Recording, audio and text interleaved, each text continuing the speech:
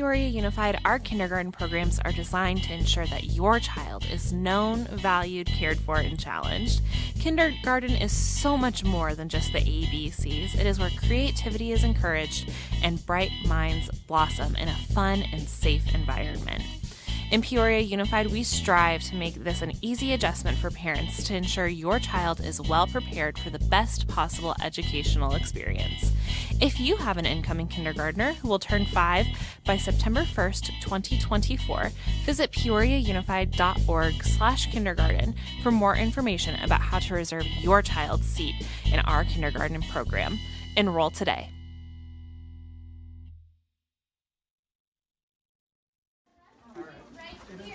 Hello, Mrs. Fisher's class. I am not sorry for the interruption because we are here to give your teacher a very, very special award. She's in the top 1% of Peoria, pride of Peoria, Mrs. Fisher!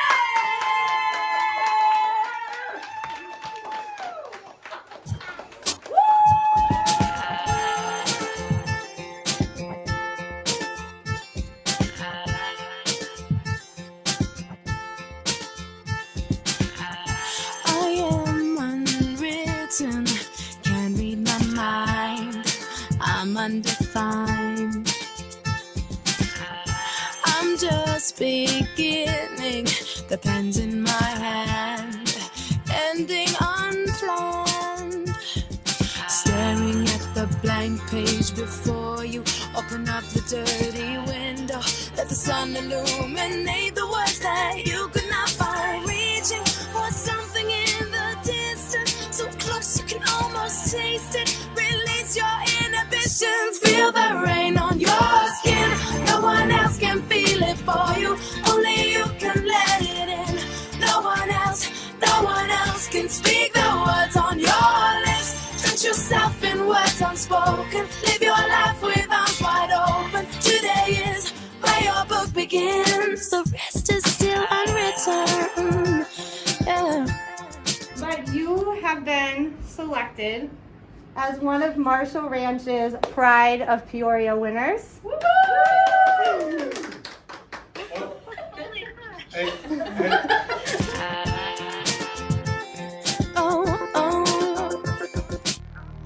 I break tradition. Sometimes my tries are outside the line. We've been conditioned to not make mistakes, but I can't live that way. No. Staring at the blank page before you, open up the dirty window, let the sun illuminate the words that you could not find. Reaching for something in the distance, so close you can almost taste it. Release your inhibitions, feel the rain on your skin. No one else can feel it for you, only you can let it in. No one else can speak the words on your lips. Drench yourself in words unspoken, live your life with arms wide open. Today is where your books begin. Feel the rain on your skin. No one else can feel it for you, only you can let it in. No one else can speak the words on your lips. Drench yourself in words unspoken, live your life with arms wide open. Today is where your book begins, the rest is still unwritten.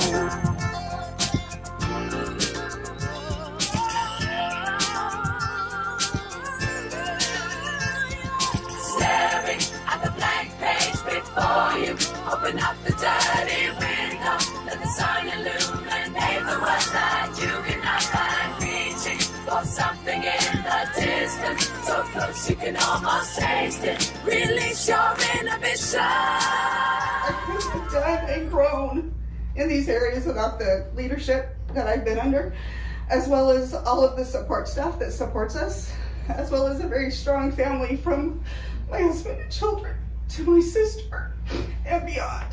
So thank you everybody for getting me to this point.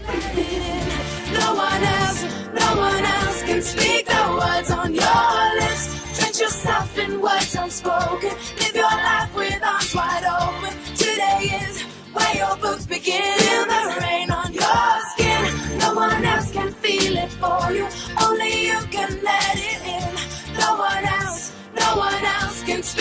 words on your lips. Drench yourself in words unspoken. Live your life with arms wide open. Today is where your book begins. The rest is still unwritten.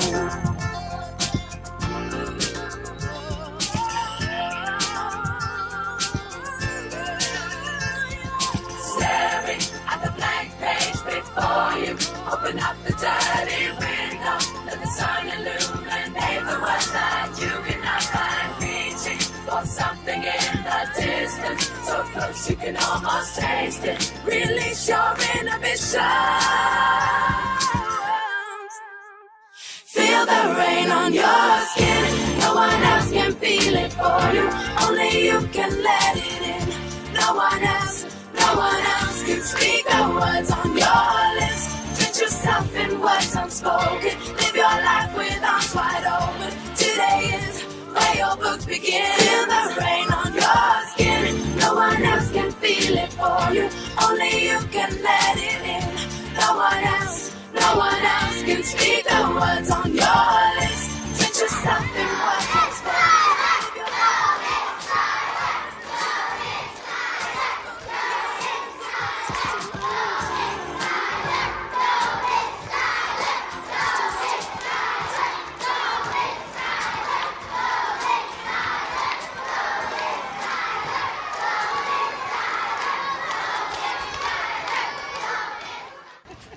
I am truly shocked. You had me all fooled.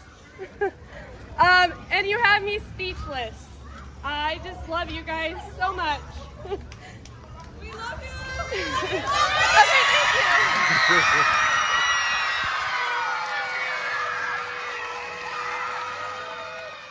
Are you looking for a fulfilling career? Peoria Unified School District has openings at all levels. With outstanding benefits and professional growth opportunities, there's something to help you feel fulfilled and appreciated each and every day. Join the community where experienced educators have their expertise valued, where new teachers are supported from day one, and where those who are passionate about education reach their full potential. Welcome to Peoria Unified School District, where every day is an opportunity to make a difference. Visit us online.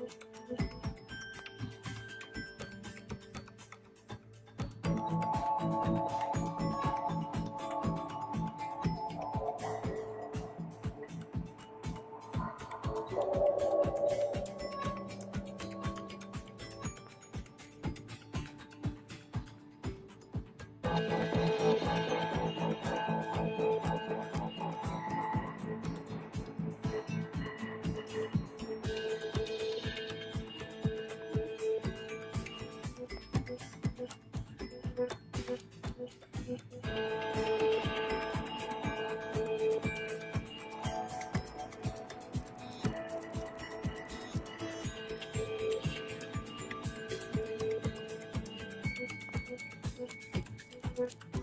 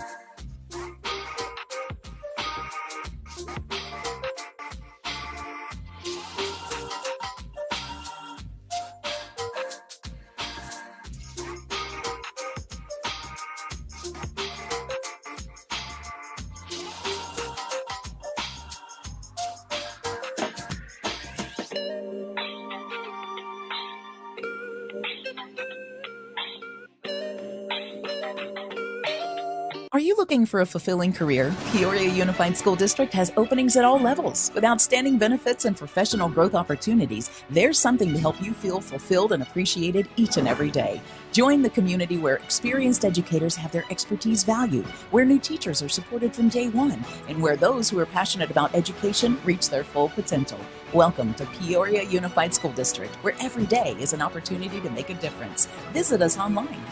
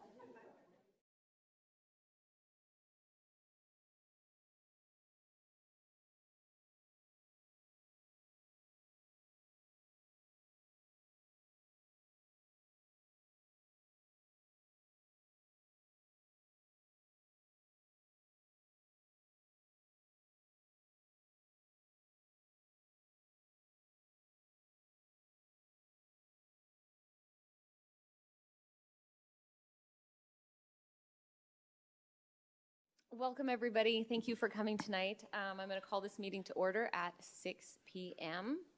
We are going to begin with our moment of silence and our Pledge of Allegiance, led by Dr. Sorensen.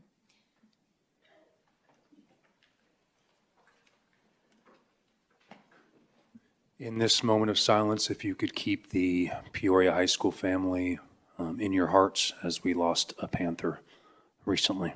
Thank you. I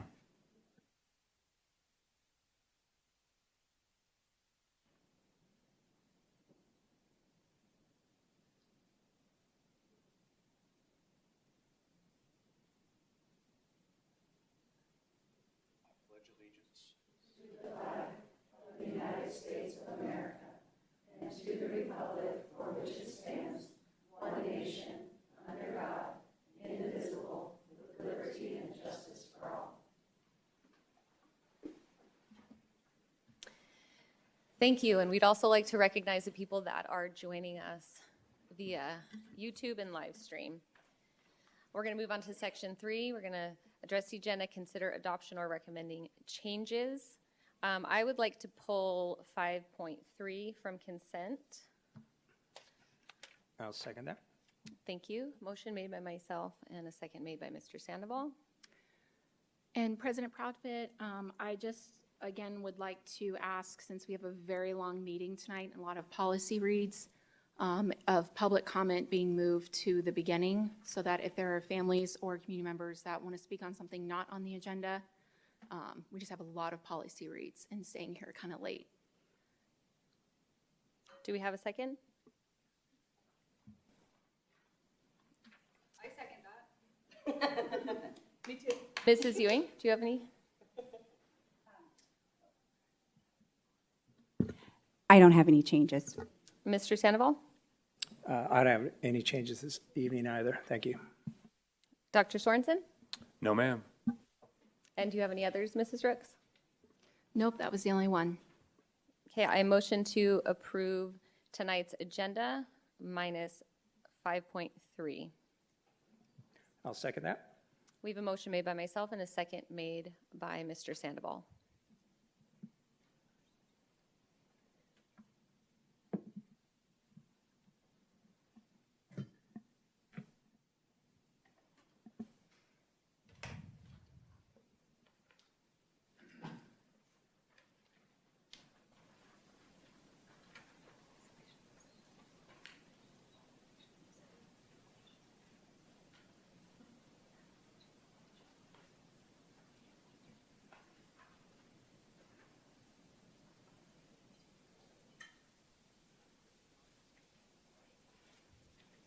Motion passes with 4 yeas.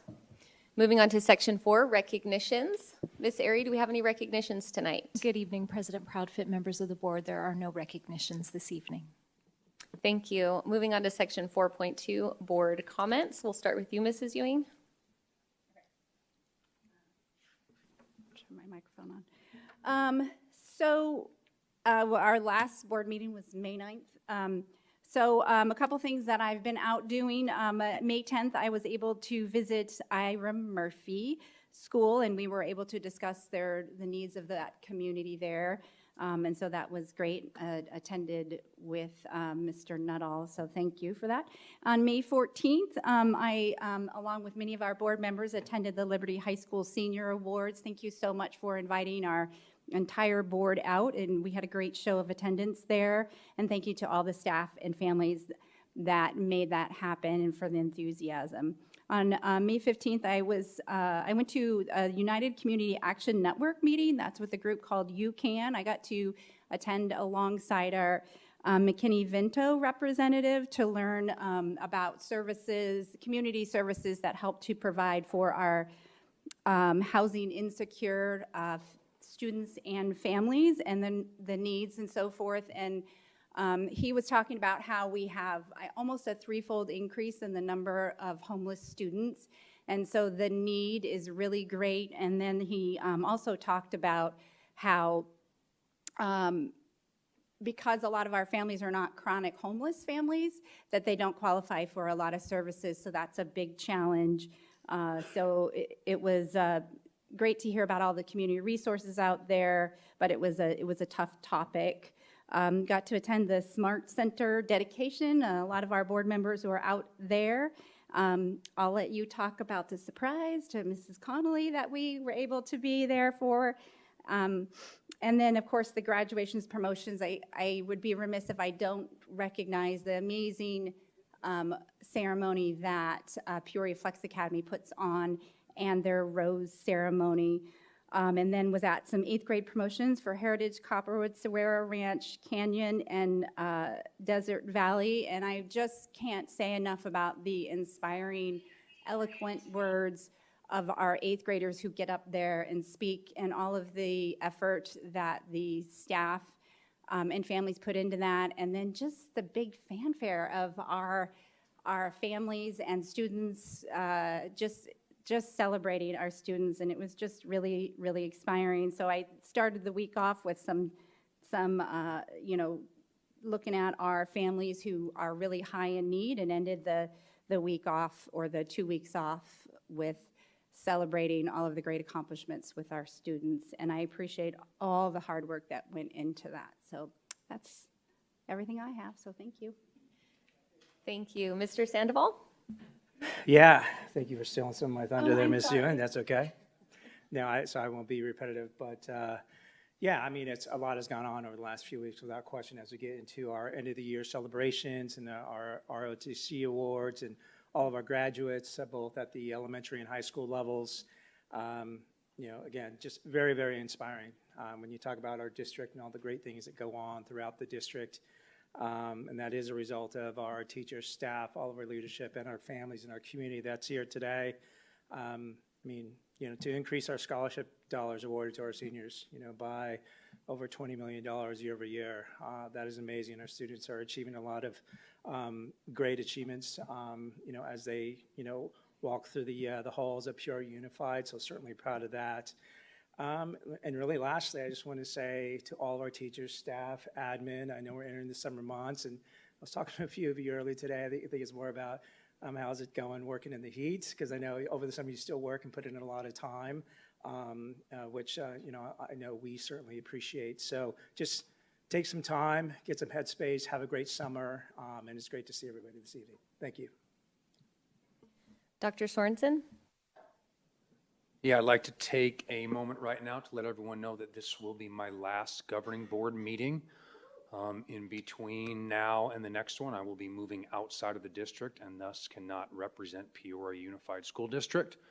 I'm very grateful for the opportunities and experiences I've had, but I can tell you I struggled to prioritize this role among my roles as a father, a partner, an educational professional, and the other things I do for the community. So for that, I will be in debt for, but I'll always be rooting for Peoria and very grateful for the opportunity. So thank you.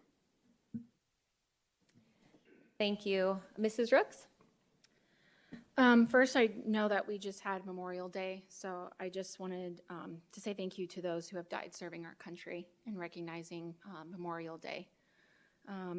I wanted to next say congratulations to all the seniors who did graduate at all the graduations, the staff that put together each graduation for their students and the families. Each one was unique and different and really reflected their community and their school, and that was just really cool to see. It was also incredible to see that the families were so excited to see their kids graduate. I attended Cotton Bowl Elementary and Vasancia Elementary. I also had my daughter graduate kindergarten, so it was a really busy week of graduations. But Cotton Bowl was amazing. I sat next to the principal, the families. It was like going to a football game. They were just so excited and cheering on for their kids' accomplishments in graduating 8th grade. They had a student who sang the national anthem, beautiful voice that she had. I told the principal that. I was completely amazed by her singing voice for that ceremony. And then Vasancia Elementary, the principal there, Mrs. Bennett, she also honored at the end of the ceremony 3 employees that were leaving that school and just recognizing all of the hard work that they've put into that school. So I just thought that was really cool that she did that for each of those employees. I attended the Centennial graduation, Peoria High School, and Liberty graduation. I did view the rest of them online. It was a great experience to be able to see the students accepting their diplomas. I think that's the best part as being a board member, is getting to see that experience. I do want to make note that I think, and this is for maybe administration next year, that there should be better communication with governing board members on speeches so that no board member is excluded for giving speeches during a ceremony. I also wanted to give a thank you to Mr. Jim Byrne and Desiree Byrne. Mr. Jim Byrne was one of our assistant principals at Liberty High School. He also was a TOA position, and he worked so many incredible hours with our students at Liberty, with the staff, with parents. He poured his heart and soul into that school and into our district. His wife, Desiree Byrne, was the Liberty Booster Club president. And she worked so incredibly hard, making partnerships with organizations, working with the parents to raise money for their students at that school. So I just would like to say thank you to both of them, and that I wish Mr. Jim Byrne well in his new role in Dysart Unified, and thank you. I do feel inclined to say that this governing board meeting tonight, with the agenda being posted yesterday at 4 o'clock, was really difficult as a board member to have to go through the long agenda with only a day's notice. There's a lot of information that's on here, and I feel like there needs to be more adequate time for each governing board member to be able to go through this agenda, not a day prior. That I just, before it was always agendas were shared a couple days prior so that board members have time, and I just felt like this one was not enough time. So that's all I wanted to end with. Thank you. I just want to start out thanking Dr. Sorensen for his service on the board. Again, this is a volunteer position, and anyone being willing to step forward to serve the district and to do the best that they can to further the education of our students is extremely commendable. And so first and foremost, thank you so much for your service on the board. I was able to attend lots of graduations. I won't repeat what Mr. Sandoval and what Ms. Ewing said, but I was able to attend 7 of the 8 high school graduations and 5 of the elementary school graduations. Nicole was really great in getting me. I told her to make my schedule to get me at every single thing we could possibly fit into those days. And to what Mrs. Rook says, when you go to those promotion ceremonies and graduations, you get a very good idea of not only the different culture at each school, but the community behind each school and what is being supported at that school. It was incredible to see. One of my highlights for the high school graduations was watching the Cactus ROTC step up. And we literally were at State Farm for 2 straight days, and they were right there with us, every single time to make sure that that patriotic ceremony was at every single graduation. Another thing that stood out to me was the amount of students standing for CTE, for MET certifications. It was absolutely incredible and gave me such a sense of pride to be part of a district that is actually preparing youth to enter the workforce, to enter universities, and it reinvigorated me. Be honest, this part is not my favorite part, but it reinvigorated me to the work that we do, the somewhat difficult work we do here on the dais. So I also wanted to recognize Dr. Summers. As he's been continuing his onboarding process, he has made himself so available and open to listening, learning, and leading, and we are very much looking forward to the start of him being our new full-time superintendent. And so it was great to just be together last week as cabinet and admin and everyone coming together to celebrate our students. That's all I have for tonight. All right, we're going to move on with superintendent comments. So, Dr. Summers. Thank you, President Proudfit. Good evening, governing board, cabinet, and guests. So a few additional mentions of some great things happening in our district. Cactus High School Air Force Junior ROTC cadets participated in the Northwest Valley Veterans Association Memorial Day service, and we are proud that our students participated in such a distinguished event honoring the memory of those who have served our country and made the ultimate sacrifice for our freedom. Recent Centennial High School graduate Max Perez was named Best Male Lead Actor at the ASU Gamage High School Musical Theater Awards. Max won $1,000 and will soon be on his way to New York City to participate in the Jimmy Awards. In New York, Max will have the opportunity to work with acting coaches from Juilliard and compete for the national title. Best of luck in the competition, Max, and thank you for representing Centennial High School at the state and national level. Recently, Liberty High School was awarded the AIA Directors Cup for the school's excellence in athletics, arts, and academics. Additionally, Liberty High's athletic director, Eric Gardner, was a finalist for the AIA Administrator of the Year. Finally, Lisa Lopez from Ironwood High School was named the AIA Unified Coach of the Year for her excellent work with her unified athletes. Congratulations, Liberty and Ironwood, on these incredible state achievements. Peoria Unified Summer Meal Program has begun, meaning several of our school sites will be offering free breakfast, lunch, and dinner for any child 18 and under. Adults age 19 and older can also enjoy meals for a reduced price. Please visit our website for a complete list of all participating school sites and meal times. I'd also like to provide a brief update on my last series of school visits and principal connections. So since our last meeting on May 9th, I've had the pleasure of visiting Sundance, Kachina, Copperwood, Peoria Traditional, Coyote Hills, Zuni Hills, Cotton Bowl, and Apache. So that actually completes 42 schools. I do have one, Alta Loma. Unfortunately, we had to reschedule, but we will be making that appearance, maybe the first out of the gate as we go into the new school year. So again, I just want to extend that gratitude to our principals, our staff, our students, and families for a very warm welcome. Definitely helps to feel a sense of inclusion and belonging into our system, and I look forward to sharing what I've learned and building off of our strong community orientation going into the next upcoming school year. I also want to mention my excitement for the upcoming Superintendent and Governing Board retreat slated for next Wednesday, June 5th, and facilitated in partnership with Dr. Steve Joel from McPherson and Jacobson. Our agenda items will include incoming superintendent reflections, team building, roles and responsibilities for a high-performance governing board and superintendent relationship, first-year superintendent performance objectives, and a commitment to the future.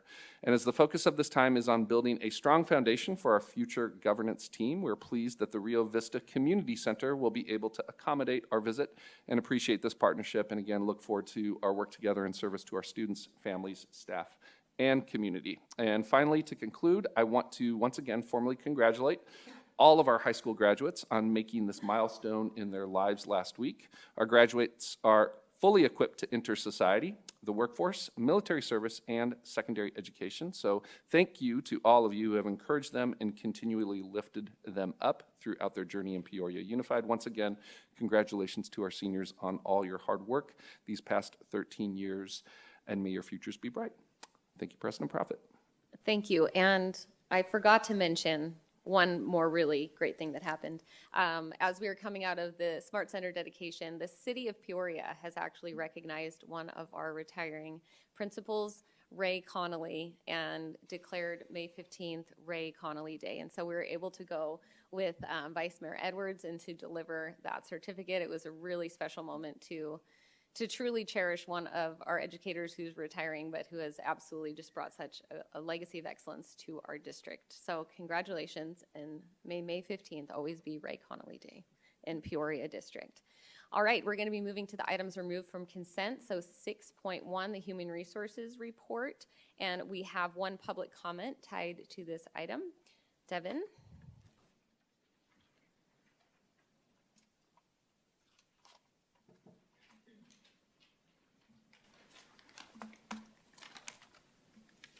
Good evening, President Proudfoot and Governing Board members. I am the Vice President of the Peoria Education Association, and I'm here to ask that you consider waiving liquidated damages for staff members that have fulfilled this year's contract but recently chose not to return for the 2024-25 school year.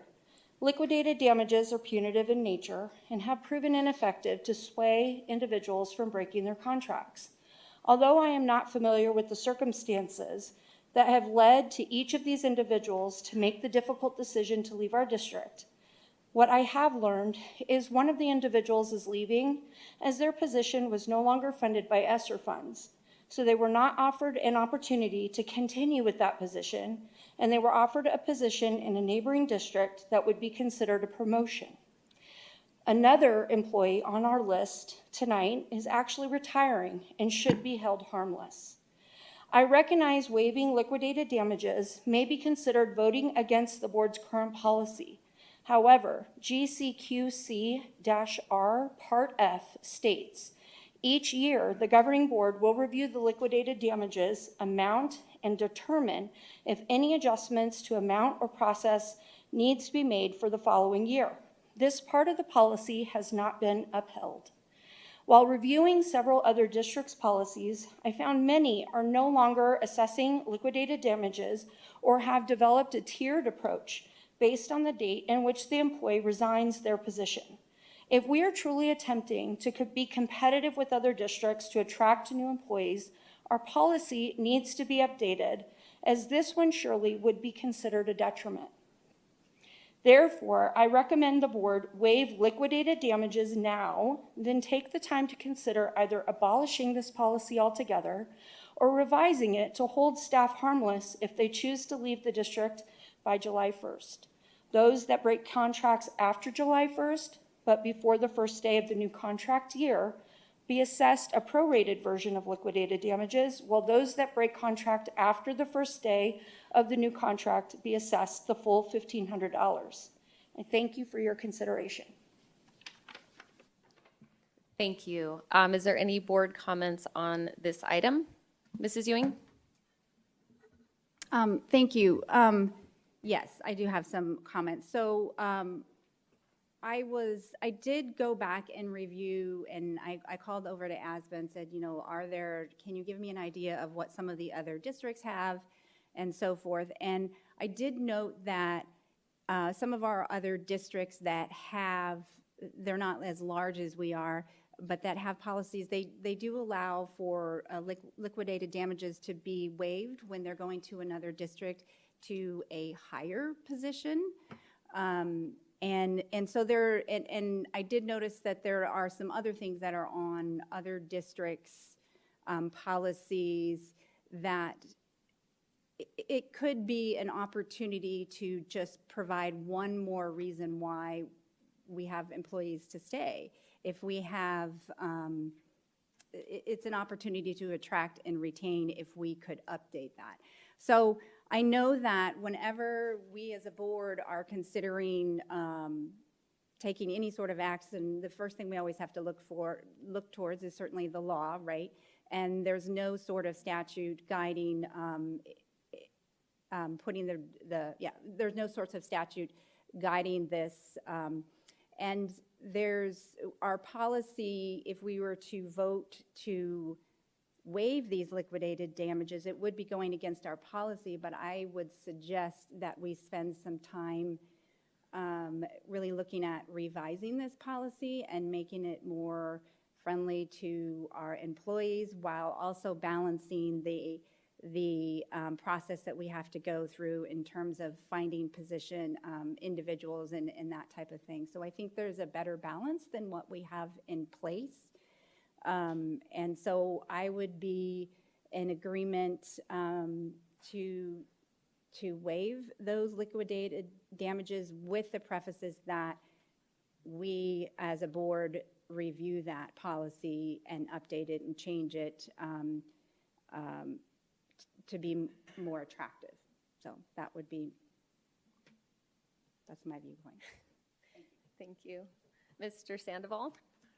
Yeah, no, agreed. I mean, it's a few years ago, I was, part of the decision to lower the damages that are assessed to our associates, but I also feel and agree with, what has been said in around this policy and the need to take a look at it to make sure it is centered around student success for sure, but not something that can be perceived as punitive to any of our associates. I think as a district, we can lean on and have faith and confidence in the culture that we're fostering to ensure inspiring work environments, trusting teams, et cetera, where people just are fulfilled to come to work every day. So all of that said, I know this line item is to approve the human resources report, so I'm just going to throw an idea out there. I'm wondering if Ms. Feste, I'll lean on you. Table this line item, or at least the individuals who are within the liquidated damages section of the report. Can we table that list, allowing us time to review the policy and look at adaptations? Thank you, President Proudfit. Mr. Sandoval, members of the board, might I make a recommendation, because we do have staff members that are moving on to other districts pending your approval of their resignation tonight.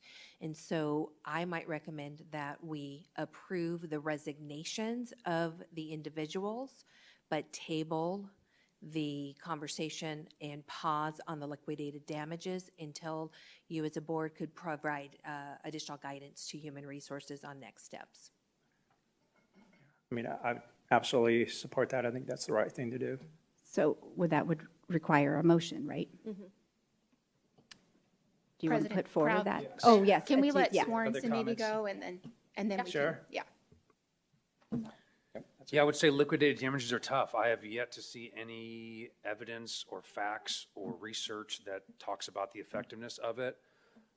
It's certainly not employees' fault if other districts are hiring, but I can tell you it's tough to hire in July. So it makes sense like the next fiscal year to do that, but it's definitely tough to hire, but I just don't know if they're effective. So yeah, I definitely support tabling that and not moving forward with that. There are a few people on there that I, would say good luck to you in other districts, and it's not your fault that you were hired at that point in time. So to try to hold them harmless. Mrs. Ricks? Yeah, I was approached by an employee on this matter as well, with the liquidated damages, especially if they are furthering their career and they're moving up to a higher position. I just think it's wrong that we're penalizing them in that career field and working towards sharing their expertise and going up higher. My only question then for Ms. Vesley is, just because of the way that it's written on the document form with the resignations, it has here resignations liquidated recommended. I just want to make sure that if we do make a motion, that the language is we are accepting the resignations, but that we're pausing liquidated recommendations, because I just want to make sure with like the document that we're looking at with the language of it. Thank you, President Proudfit. Mrs. Brooks, I'd like to maybe ask for some clarification from you as well. There is one appeal that was provided to you for an individual that is moving into an administrative role. The others that are on there are actually following the current policy. So I believe that there could be two different considerations tonight. Are we looking specifically at the appeal of the individual for the administrative recommendation, or are you asking that we pause all? We can do either or, but then there will be ramifications of others that we have charged this year who have also signed their contracts and might be going elsewhere. So, Sorry. Okay. Do you want to go ahead? Yeah, I'll guess I'll answer and then sorry. I guess maybe both, because if there is an appeal process, that should be brought to the governing board, just so that we can be aware of that. So I don't know if that needs to be like a separate item. And then also reviewing the policy itself at a future board meeting, and then pausing the liquidated recommendations for the ones that are listed tonight. I am aware that there's previous ones, but I think that just we need to focus on what we can tonight and fixing the problem so that there is a solution. So that's what I was going to say. Sorry, go ahead. This is a little bit different than I think what you were going to suggest, but so we could, I'm going to play through some scenarios. We could make a motion to table the liquidated damages for the individual that has the appeal letter that's in our executive, right? And then we could, towards the end of our meeting, make a request that we would like to review this policy and improve the language and so forth, and have a study session or a special session around that, whatever that would require. And then and then look towards reassessing the criteria for waiving liquidated damages for the next school year. President Proudfit. So those are some options. So President Proudfit, Mrs. Ewing, members of the board, if we were to go in that direction of what I think I heard you say, that we would move forward with the one appeal and then bring forward later, that would mean that we would be assessing the liquidated damages per the others on the board report tonight. So we would just need clarification from you as a board. Would you like to move forward with tabling all, or would you like to move forward with tabling the appeal? So, go ahead. I was just, and that was your original recommendation, right? Can you go over that one more time? Because that sounded pretty straightforward and simple, stating that we would table resignations and associated damages. No. Yes? We Is that can't, right? we can't table resignations because, just the liquidated damages. Is that what you said earlier? Yes, Okay. because Yes. it would hold up. President Profit, Mr. Sandoval, members of the board, I would request that we move forward and approve the resignations tonight because there are some that are waiting for letters that are going into other districts. So Gotcha. my Makes sense. request would be approve the resignation and pause any or one of the assessment of the liquidated damages. Okay, so let me just quick give my thoughts on this. The great thing about the appeal process is it's bringing forth information that's saying, okay, this policy is probably not holistically serving our district right now. My hesitation with doing a waiver tonight is that we are going against our own policy, and I would like to see the policy change as quickly as possible. So that being said, I'm going to make a motion to table the assessment of liquidated damages for the ones listed in human resource report tonight, as well as moving forward and giving instruction to cabinet to bring it forth for next board meeting, options for a revised policy. I'll second that. We have a motion made by myself and a second made by Mr. Sandoval. Board members, cast your votes. And Ms. Vesely, just to be clear, I apologize. I mean, that motion pauses any damages that were on the list this evening. Is that correct? It would pause any of the request to assess liquidated damages tonight. That's Okay. correct. Okay. We would need some guidance from you, the governing board, as to what you would like to possibly see in a revision. Fair enough. And we Thank you. can ask that at the end, requesting for future. Okay. Yes, got it. thank you very much, Okay. Mrs. Brooks. Okay. Okay, we'll have to do this vote and then motion to approve the human resources report. So we'll do this one first. President Proudfit and members of the board, for clarification on this motion wording, I just want to read this back to you.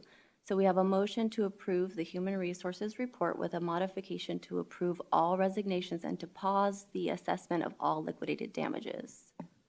Correct. And we have the motion made by Becky Proudfit and the second made by David Sandoval. Is that correct? Correct.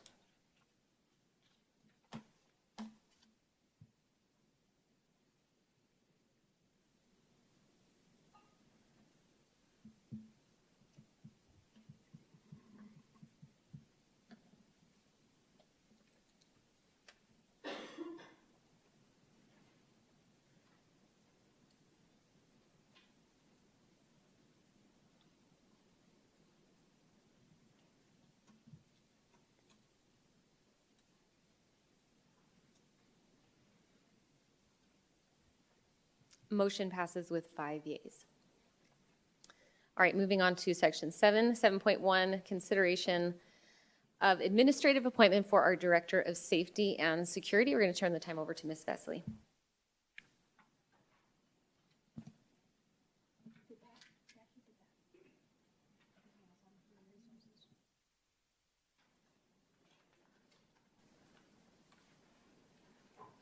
Good evening again, President Proudfit, members of the board, cabinet, and guests. Tonight, we're bringing forth recommendation for the appointment of Director of Safety and Security. We'd like to introduce Mr. Matthew Richards, and he brings many years of expertise in safety and security to his new role as Peoria Unified School District Safety and Security Director. He's formerly served as the security manager for the city of Scottsdale, and he also oversaw all security operations for 4 years, managing a team of security personnel and spearheading the development and implementation of new security policies and procedures. As an active member of the leadership team, he played a vital role in shaping safety protocols for buildings, employees, and the public. Prior to his time in the city of Scottsdale, Mr. Richards spent 25 years with the United States Treasury Department, where he held the position of Special Agent and Assistant Special Agent in charge. During his tenure, he spent 5 years with the FBI's Joint Terrorism Task Force, gaining valuable experience in counterterrorism tactics and investigations. Mr. Richards' extensive qualifications include expertise in firearms, defensive tactics, and active shooter threat response training. He is skilled in conducting internal and external investigations, managing security systems, and implementing safety measures.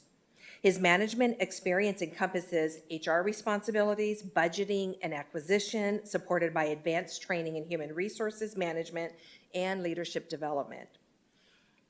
In his spare time, Mr. Richards loves the outdoors and the many activities that Arizona provides under our beautiful sun. He is also a licensed commercial pilot and enjoys flying to unique and sometimes remote destinations with his friends and family.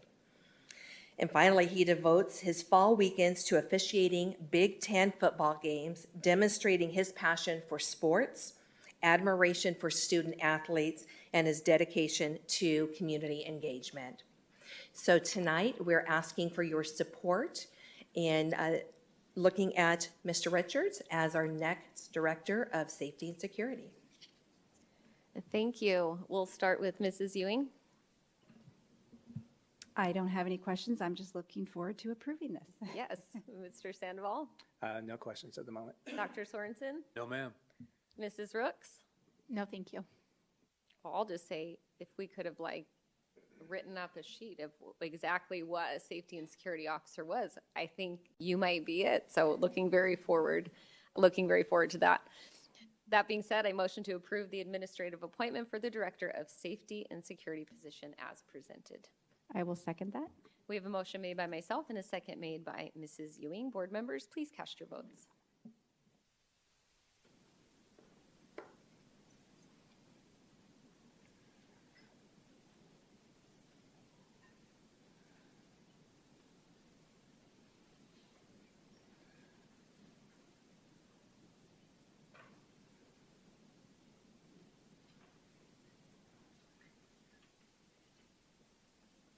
Motion passes with 5 yeas. Congratulations, Mr. Richards.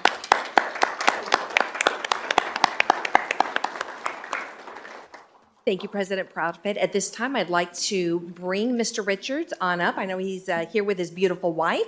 Come on up, Mr. Richards. Thank you very much.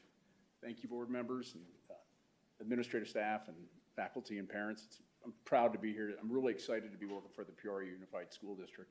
Really excited about it. You made it very easy on me by not asking any questions because I was prepared for a couple of questions. So thank you for not doing that necessarily. But really excited to be part of this organization. I've had the opportunity to meet a number of the administrative staff during my interview process and been very impressed with how warm they made me feel and watching them interact with each other and with me.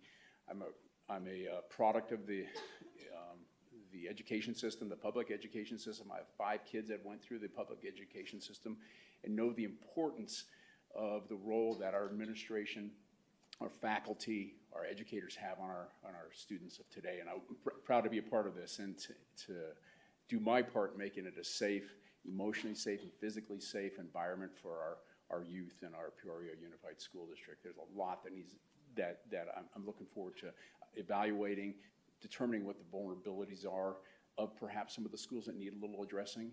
Look forward to an outreach to our parents and our faculty to determine what's going to be great for them and training and developing some of the standard operating procedures that are just going to be able to push the security program forward in the district. So looking forward to that. Thank you. Mrs. Ewing? Well, congratulations, you and your wife. And I'm really excited to have you come in. You'll be working with Mr. Molino. He's great leadership. So I'm just really looking forward to having you come in, bringing all of your experience behind you. It's great to have another set of eyes on all of our processes to really make sure that we're doing everything we can to keep our staff and students safe. So I'm welcome. Thank you. Thank you for choosing Peoria. Thank you. Mr. Sandoval? Yeah, congratulations and welcome. This is, we're the 4th largest district in the state of Arizona, and so this is a very important role. So just looking forward to you bringing in your external lens and looking at our entire footprint and and the 35,000 plus young lives that we serve, plus our 4,000 associates or employees. So congratulations, and just looking forward to working with you to maintaining that safety and supportive environments for all. Appreciate it. Thank you, Mr. Sandoval. Dr. Sorensen? Yeah, what an incredibly impressive work history. So definitely very excited about it, and just hope we can provide you the support that you need, and if you see some changes, and monetarily and in otherwise, so we can make our schools the safest they can be. And as you mentioned, safety is a multifaceted concept in schools. So I definitely look forward to what you're going to bring to the table. Thank you. Thank you. Mrs. Rooks? Yeah, I was very impressed with your resume and your background information. I'm really looking forward to you working in Peoria Unified, but also the partnerships that we get with our City of Glendale Police Department. We got a real-time crime center coming in, so that's going to be exciting. And the City of Peoria and their police department, fire department. So just really looking forward to see how you take off and, make our schools safe for our kids. So congratulations. Thank you, Ms. Rooks. And I'll just echo and say congratulations. So excited to have you. One of the things I'm really excited about is your focus on innovative security. And security is that ever-changing market.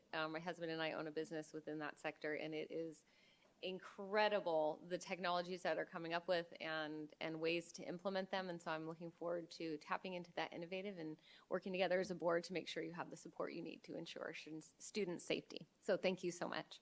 Thank you. Appreciate it.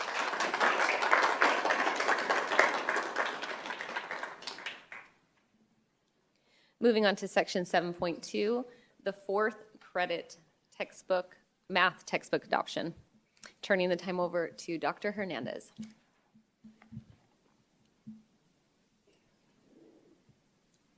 Good evening, President Proudfit, members of the board, Dr. Summers, cabinet, and guests. This evening, Ms. Piazza and I are bringing forward on behalf of the Textbook Selection Committee recommendations for fourth credit math textbook adoptions. Throughout our presentation, we will provide you with background information regarding the specific courses addressed in this adoption, key policy and law that drive the process and the selection. We will highlight the processes used and the responsibilities of the Textbook Selection Committee. And finally, we will bring forward recommendations for the board's consideration. In October, administration notified the board of the intent to release a request for materials that would have vendors send us samples for the consideration of the following courses: Advanced Placement Calculus, AP Statistics, College Mathematics, Brief Calculus, and International Baccalaureate Analysis and Approaches, both standard and high levels for math. The existing materials for these courses are dated and not necessarily reflect current teaching methodologies, along with, in some cases, lacking compliance to requirements for dual enrollment in our courses that we use with Maricopa Community Colleges, along with the advanced placement expectations. While the materials themselves are important to the review process, adhering to law and policy are also important. Specific to Arizona, law provides an exemption from the procurement rules when purchasing textbooks through an adoption. The governing board plays an important role in determining the role of the Textbook Selection Committee and the approval of the recommendations. Finally, the textbook selection are subject to open meeting law, meaning all meetings are open to the public. Specifically, Arizona State Statutes 15,721, respective of common schools or elementaries, and 15,722 for high schools, along with Peoria Unified Governing Board Policy IJJ, guide the use of a textbook selection committee and the process for bringing forward the recommendations. As referenced, textbook selection committees are subjected to open meeting law. Peoria Unified Textbook Selection Committee abides by open meeting law, ensuring that meetings are open to the public, and preparing written meeting minutes. Part of following open meeting law is understanding the construct of a meeting, which requires that all of our textbook committee meetings are in compliance with open meeting law. All public notices and meeting minutes for our textbook selection committee meetings are kept in board docs. So we've covered background, law and policy, and now let's get into the really exciting part, the actual adoption process itself. So this evening's presentation will take us through 6 stages of the process. First, we'll talk about the Textbook Selection Committee, the who and their responsibilities. We'll go over our gateway review process, which evaluates and shares the criteria. We'll go through vendor presentations. We'll talk about an analysis that will drive the recommendations. And finally, we'll talk about how the recommendation is forwarded to the superintendent and then placed on an agenda for the governing board to consider. Participation in the textbook selection committees was open to teachers, specialist coaches, administrators, and community members. The fourth credit math textbook selection committee consisted of 8 members, which included 3 math teachers, 2 content coaches, 2 instructional coaches, 1 site and 1 exceptional student services coach, 1 community member, which included 2 high schools being represented. I'd like to just take a moment and recognize our community member, Mrs. Haynes, who is a former educator whose exceptional expertise and willingness to never stop being a learner shine brightly through this work. You stole my thunder. I'm sorry. It wasn't done. On the first day, she turned to me and said, "Why am I here?" And so we talked, and with her being there each day, the committee was better, stronger, and more effective in their decision making. So we want to thank our community member for joining the committee and really doing the hard work, calculus, stats. She was all in. Thank you, Mrs. Haynes. Don't listen to her. I'd also like to recognize the exceptional staff who stepped away from their classrooms of students and or their typical day-to-day exercises to lend their expertise to invest in the present and the future of learning and teaching here in Peoria Unified. We have several of them here this evening, so I'd like them to stand to be recognized.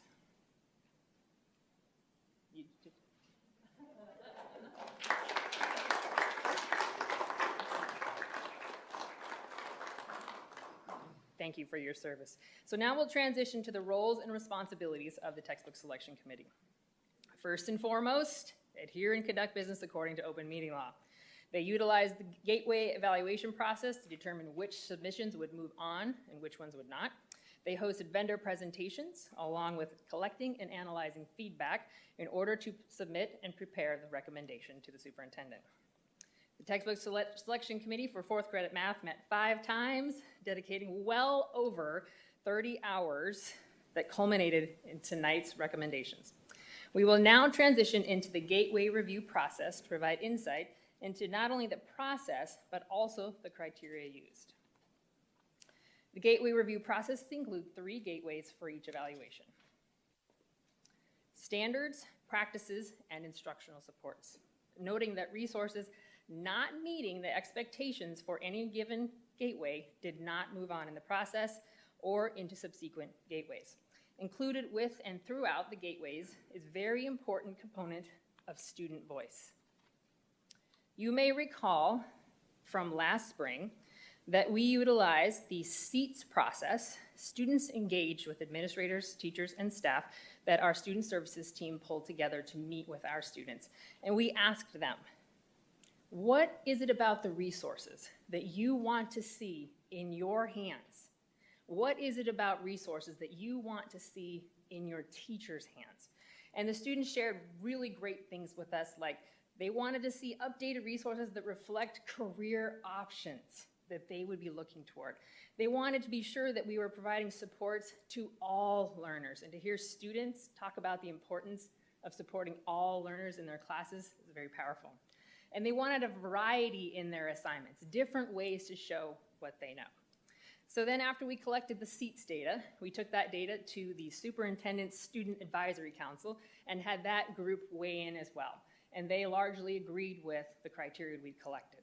So along with our student voice, we have our teacher voice, which was captured during our PD times last year and this year to then consider and revise the gateway criteria to ensure that it was relevant to the work that we're doing. So with all of that, the categories, ease of use, best practices, instructional technology, meeting the needs of all learners, and assessment are carried throughout in the gateway evaluation process. As we transition to the heart of the evaluation criteria, I'd like to invite Mrs. Piazza, Director of Learning and Teaching, to take you through the next portion of our presentation. Thank you, Dr. Hernandez. Earlier, Dr. Hernandez remarked that the textbook selection reviewed materials through the Gateway evaluation process. As we shared previously, Peoria Unified teaches the Arizona Math State N+ standards, which covers concepts from kindergarten through upper division advanced levels. Gateway 1 includes expectations of alignment between materials and the standards in addition to how well the lessons and the units flow from one to another. Gateway 2 focuses on the mathematical practices, also Arizona State standards, and the rigorous application of math content through higher order thinking. Gateway 3 is comprised of instructional supports to meet the needs of every student through differentiation, assessment, and integrated technology. Textbook selection committee members independently reviewed the materials, and discussion was then held. Upon completion of the independent reviews of the gateways, the textbook selection committee hosted discussions to determine which materials met the expectations of the given gateway to move forward in the process. After Gateway 3 review and discussion, Gateway review process was completed, and the textbook selection committee moved on to vendor presentations. Textbook selection committee members used 5 criteria to guide them during their vendor presentations. These criteria spoke to how the resources support teachers to effectively meet the needs of every learner to engage at the right level of rigor expected to meet the standards and course outcomes. Additionally, the textbook selection committee looked at how well the resources support learning and teaching in a blended learning environment. Professional development, our last criteria, examined the types and levels of supports teachers would receive in moving the previous criteria forward into action. Following vendor presentations, the textbook selection committee moved into the analysis and recommendation stage of the textbook adoption process. Dr. Hernandez will now take you through that process.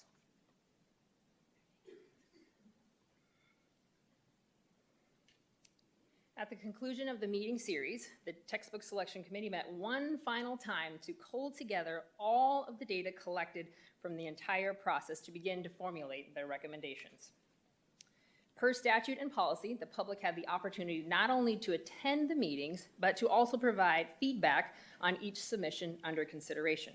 In addition to the 60-day review period feedback, the Textbook Selection Committee also considered information gleaned through the Gateway process, information collected during presentations, and information shared during the Textbook Selection Committee's discussions. In review, the recommended and required 60-day review period ran from January 1st through April 23rd. Those wanting to provide feedback were able to do so in person here at the DAC, as well as online where they were able to access the digital resources. In partnership with our colleagues in public relations, communications were sent to get support to elicit that public feedback on behalf of the Textbook Selection Committee. We had a variety of forms and ways that they could provide feedback, including paper pencil forms, QR codes that would lead to Microsoft Forms, textbook adoption specific email address, as well as our public facing website. We would take feedback in any format, and we did so. Within all of these, the data collected was analyzed by the Textbook Selection Committee, and they approved the recommendations to go to the superintendent. The recommendations go to the superintendent and then are placed on the governing board agenda. Which brings us to this evening's recommendations. On behalf of the Textbook Selection Committee, I'd like to bring forward AP Calculus, Bedford, Freeman, and Worth Publishers, AP Statistics, Bedford, Freeman, and Worth Publishers, College Mathematics, Savvis Learning Company, Brief Calculus, Savvis Learning Company. Noting there are no recommendations for the IB Math, given there were no vendor submissions to consider. For these courses, the adoption is for 6 years with an estimated cost of $202,000 to be paid from the district capital funds in addition to AP and dual enrollment funding sources. At this time, administration requests the board to consider the recommendations to award Bedford, Freeman, and Worth Publishers for AP Calculus and AP Statistics, along with Savvis Learning Company for College Mathematics and Brief Calculus. And Ms. Piazza and I are both available to answer any questions you may have. Thank you so much for that presentation. We'll start with Mrs. Ewing. Do you have any questions? Well, first off, I just want to say thank you to Dr. Hernandez, Sherry Piazzo, and the textbook committee for doing all of this hard work and bringing this forward. And I really appreciate how you went to several different areas to get our student voice in what they want to see in our textbooks, because the more we can make sure that our students are connected to the material, the better they're going to learn and engage in that material. So I really appreciate that. And again, I say that Peoria works really hard at getting a lot of voices in the room when we are making big decisions, such as with textbook adoption. So I appreciate that we look at a lot of different groups and so forth. So, and I really thank you for taking us through this whole process, the in-depth process with regards to this. I'm looking forward to approving this so we can have just some innovative material for our kids. Thank you. Thank you. Mr. Sandoval? Yeah, I'll echo a lot of what Ms. Ewing stated. It's Dr. Hernandez's team, our community members that were involved. Ms. Haynes, thank you. I know it's a very diligent, robust process that we go through, but I do appreciate how the district holds space for all stakeholders to have input, as we go through the process, especially our students, ensuring that they're bought in as well. So that's very important. But, thank you for really the additional time that you put in to bring us these opportunities to ensure that our students are, learning in spaces that are relevant and get them prepared for that 21st century workforce. So thank you. Dr. Sorensen? Yeah, I would say I appreciate the process. I know it's very time intensive, so I hope, it starts to get some return on investment regarding sort of like micro trust actions that we do as a district. So that way people can see exactly what it is and there's nothing to hide. So I appreciate that. And I would just tell you that committee is made up of some of the finest educators I've ever worked with. And a long time ago, I learned as an educational leader, just do what your best educators tell you to do. And usually good things will happen, so I certainly will not stop that practice tonight. Thank you. Mrs. Rooks? First, I want to say thank you to not only the staff that was on the committee, but also our community member, Corky Haynes. She would call and tell me about it, and all the hours that you guys put in on it. So thank you for that. I know it is a lot of hours to be reading through a lot of material. And a lot of meetings in your team, Dr. Hernandez. I will say that in speaking with you and the direction that you have for our district, I trust you.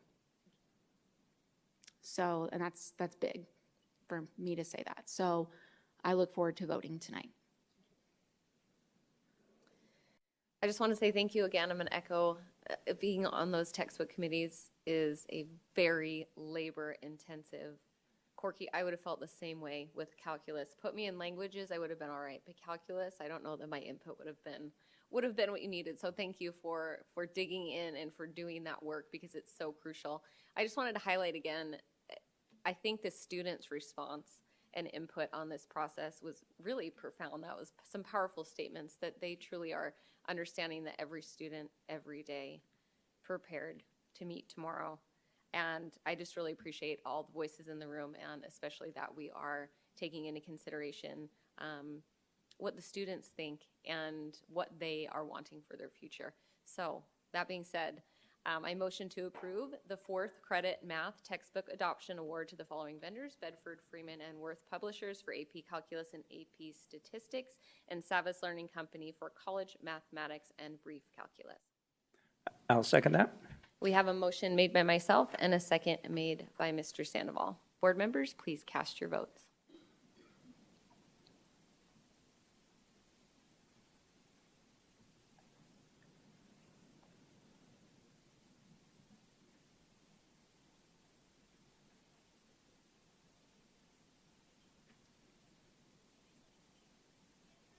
Motion passes with 5 yeas.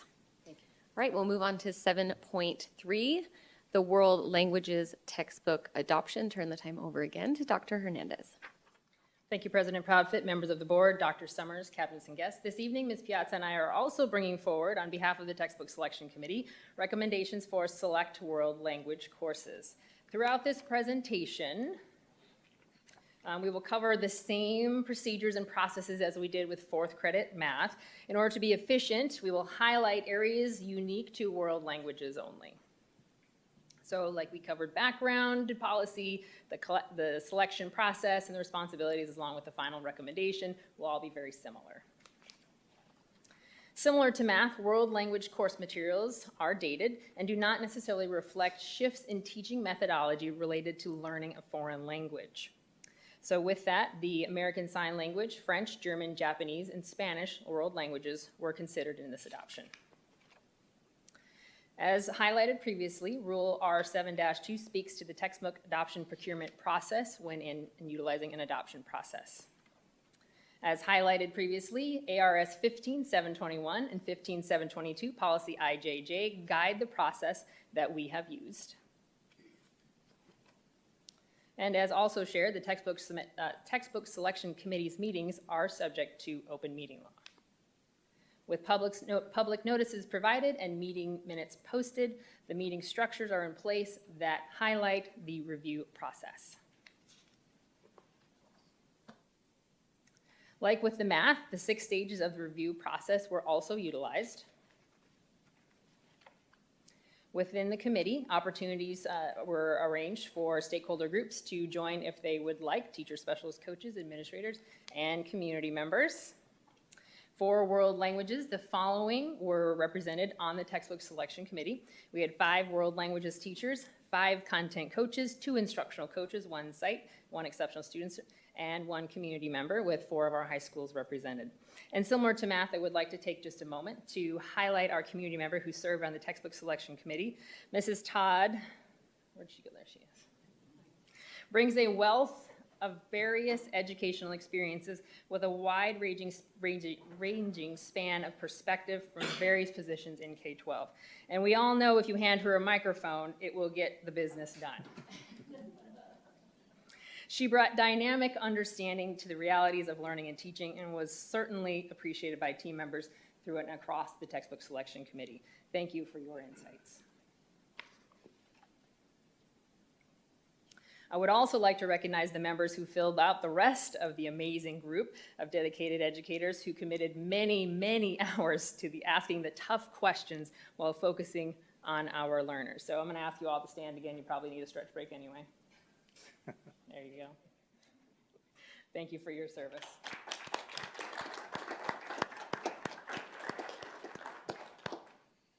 This group of textbook selection members utilized the same process as previously shared. With close to 50 hours, the World Languages Textbook Selection Committee reviewed 200 plus curriculum items. Throughout their process, they utilized all 3 gateways to focus in on standards, practices, and instructional supports as previously shared. Those categories included our student feedback and our teacher feedback across ease of use, best practices, instructional technology, meeting the needs of all learners, and assessment. And with that, I'll hand the rest of the time for gateways over to Ms. Piazza. Thank you, Dr. Hernandez.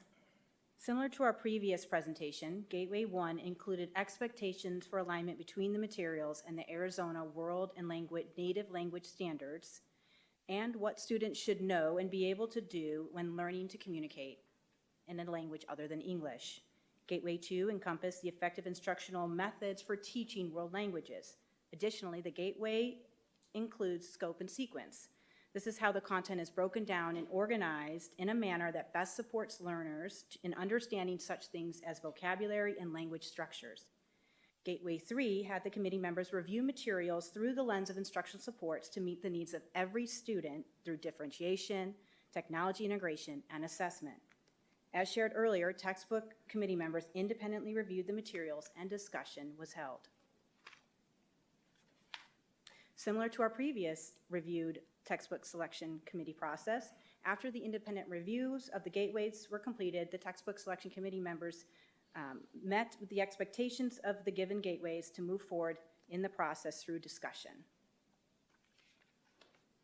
After Gateway 3 review and discussion, the Gateway review process was completed and the Textbook Selection Committee moved on to vendor presentations.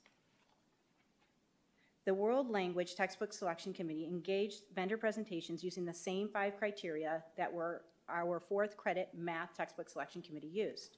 Textbook Selection Committee members listened and watched for how well teachers and students were supported with the new resources. For teachers, this included professional development opportunities and supports to meet the needs of every learner in both traditional learning environments and blended learning environments to engage in rigorous experience expected to master the standards and course outcomes. Following vendor presentations, the Textbook Selection Committee moved into the analysis and recommendation stage of the textbook adoption process, and Dr. Hernandez will now take you through this stage. It's tricky.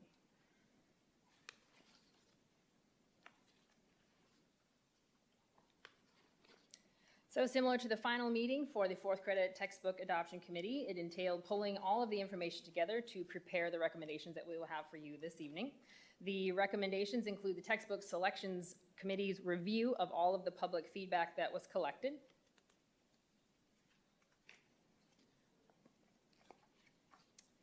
The window of time was January 19th through April 23rd.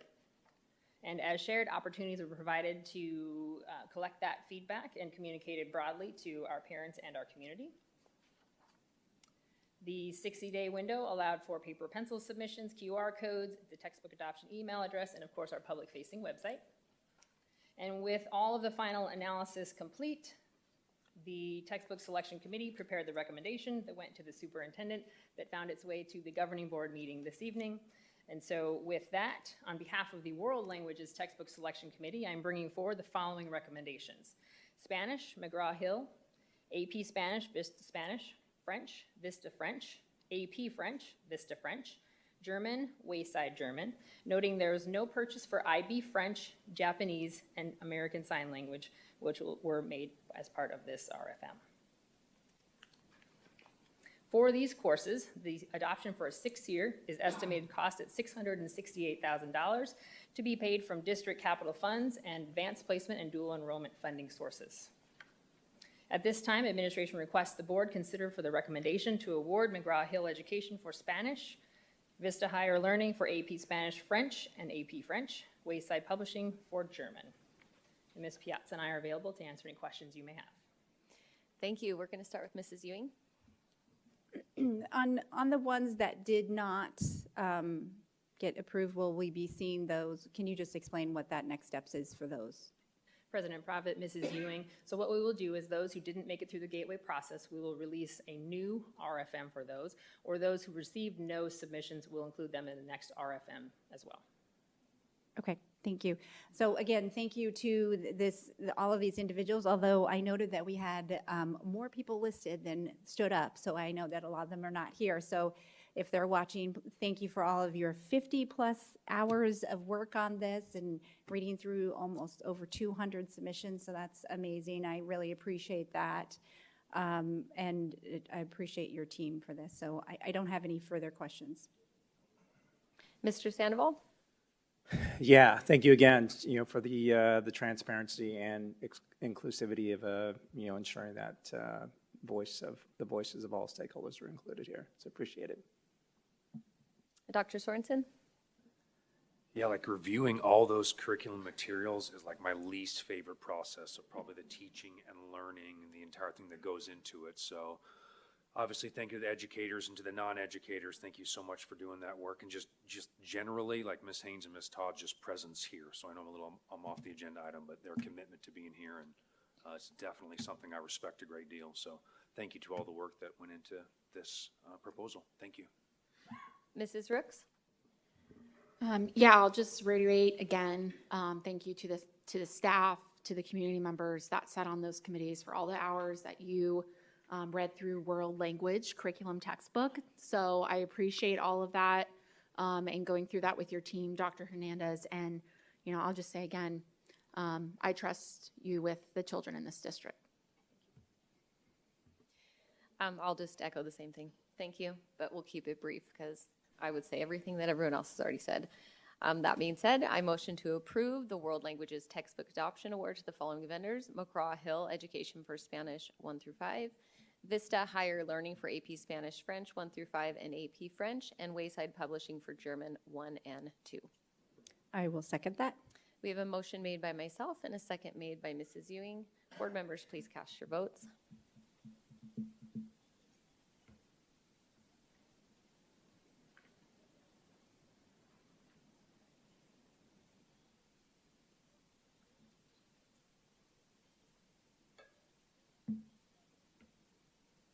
Motion passes with 5 yeas. Thank you so much. Moving on to section 7.4, the U.S. Department of Education Mental Health Service Professionals Demonstration Grant. We are going to turn the time over to Mr. Nettle. Thank you, President Proudfit, members of the Governing Board, Cabinet, and guests. The Mental Health Service Professionals Demonstration Grant is a federal grant through the United States Department of Education. You'll just note, as I presented to the Governing Board in a board study session on April 4th, this grant was awarded to Peoria Unified back in 2019. Peoria Unified was one of 27 school districts across the nation to receive the Mental Health Service Professionals Grant funding. The 5-year cycle of this grant is set to expire on September 30th here in 2024. The United States Department of Education has once again provided an opportunity for districts to apply for the next 5-year grant cycle through the Mental Health Service Professionals Demonstration Grant. Peoria Unified has utilized the federal grant dollars for each of the previous 5 years to support demonstration grant related work in the district. If awarded, as part of the new grant process, the ongoing funding will allow the district to continue the work that has been put in place to support students, families, and our communities that we serve. It will also support the expansion of support to the schools that currently were without a resource of either a school social worker or a school mental health counselor. I'll just make a note that we have 2 grants as I presented on April 4th. We have the School Safety Program Grant, which is offered through the Arizona Department of Education. All of our schools in the spring of 23, last spring, applied for the grant. We had 7 schools that were not awarded the grant through the School Safety Program Grant. So I'll just note those schools that were not awarded the grant through the School Safety Program Grant, which is our intent with the expansion through the Mental Health Service Professionals Demonstration Grant. Those schools are Cactus High School, Liberty High School, Oakwood, Park Ridge, Sunset Heights, Frontier, and Vistancia. Just as a note for you all, those 7 schools represent just under 24% of our total student population in our school district. So about 76% of our student population has direct reports and direct services with either a school mental health counselor or a school social worker. So just as a quick, briefly to bring you back on what was presented back on April 24th, this was the summary of the grant requirements and grant objectives, primarily speaking with our partnerships with 3 local universities for internship pipelines, NAU, GCU, and ASU. We also were able to employ 4 social work intern field instructors. And those, just as a note, those social work field instructors were responsible for the training and supervising the internship pipeline through our universities. They also, the requirements through the Mental Health Service Professionals Demonstration Grant from 2019 through 2024 did require conference attendance. We also provided additional training and ongoing training for our social worker interns. Just a cool number to note that we trained 83 interns since 2019. Obviously, we weren't able to employ all of those, but we did employ 8 of those interns that had completed their training and met all of their certification requirements. In addition to that, we provided some additional training to staff and administrators, purchased some skill building materials and resources, and I've also provided resources to parents. With this renewal of the grant or the request for governing board approval tonight to apply for the grant, that does not mean we will get awarded the grant. We're requesting authorization and permission and approval from the governing board this evening to simply just apply. And so this slide here provides many of the same pieces with our work for the past 5 years. A lot of this is a continuation, and as I noted, the expansion to provide service to those schools who were without either one of those professionals to support. We will also work to continue providing resources for parents and staff and make connections with outside resources that our community is partnered with, as well as access to additional skill-building materials. This process is pretty cumbersome and very intensive. We've worked collaboratively with our federal programs department as well as business services just to ensure that we are working collectively together to meet the requirements of the grant and able to navigate the grant application. It is a very cumbersome process that we've gone through. You'll note in the board docs this evening, we have a draft of the narrative. We also have a draft of the abstract, which we've provided updates to, hence the reason it was a draft. We weren't quite completed and ready to submit the grant, but we also wanted to ensure that the governing board, if they reviewed the grant narrative and the addendum, if it was the desire of the board to make any recommended changes to that, we wanted to hold off on the final submission. I will note that our last board meeting was on May 9th. We clearly weren't ready to present on May 9th, and the deadline for submission, I know, it's tomorrow. So we will wait for governing board approval, and I'm prepared to respond or answer any questions or receive comments. I'm prepared to do that right now. Thank you. Should we do public comments first tied to this item? And just a note, when this was on a previous agenda that we tabled because we were not prepared, we have those slips of people that signed up for public comment then have rolled over into tonight. So if you sign up for public comment, last time it was on the agenda before it was tabled, we have those ready tonight. So our first public comment is from Ms. Teddy Todd.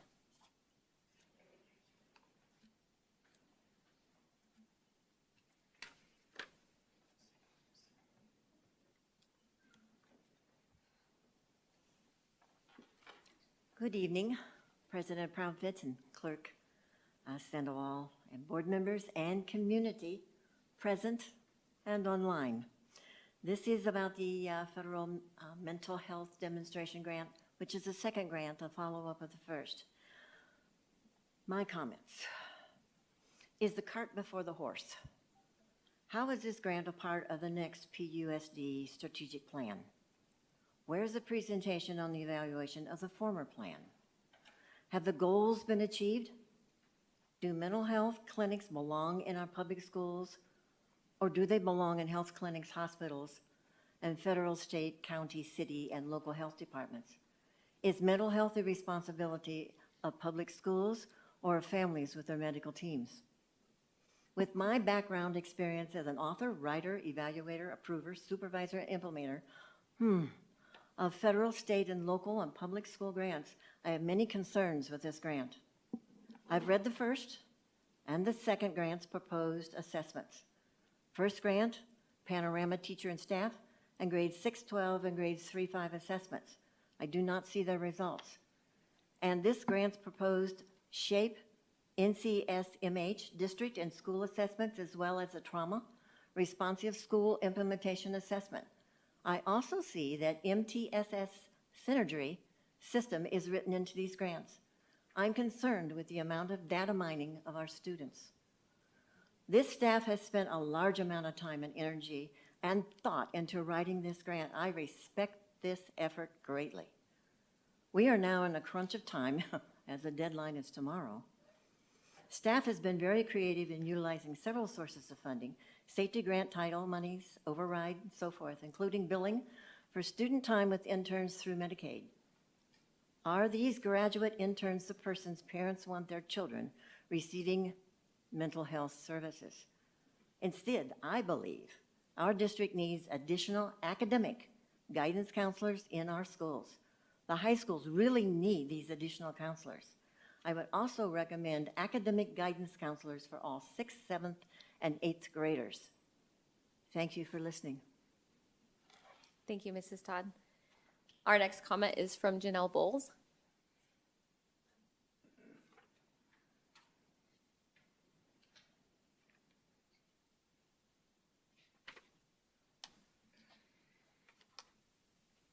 Hi, good evening.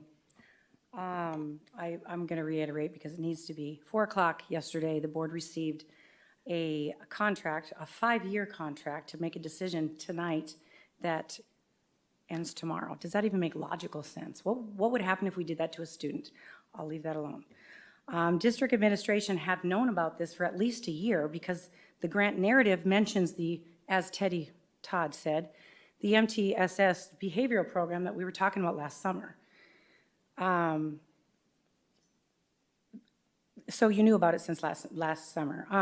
Behind this, quote, behavior, remembering last summer and talking about motivation, I'm sure Mr. Sandoval remembers when I, observed him and we're defining kids' behavior by their motivation, but better yet, parents aren't even getting this information, even when they ask for it.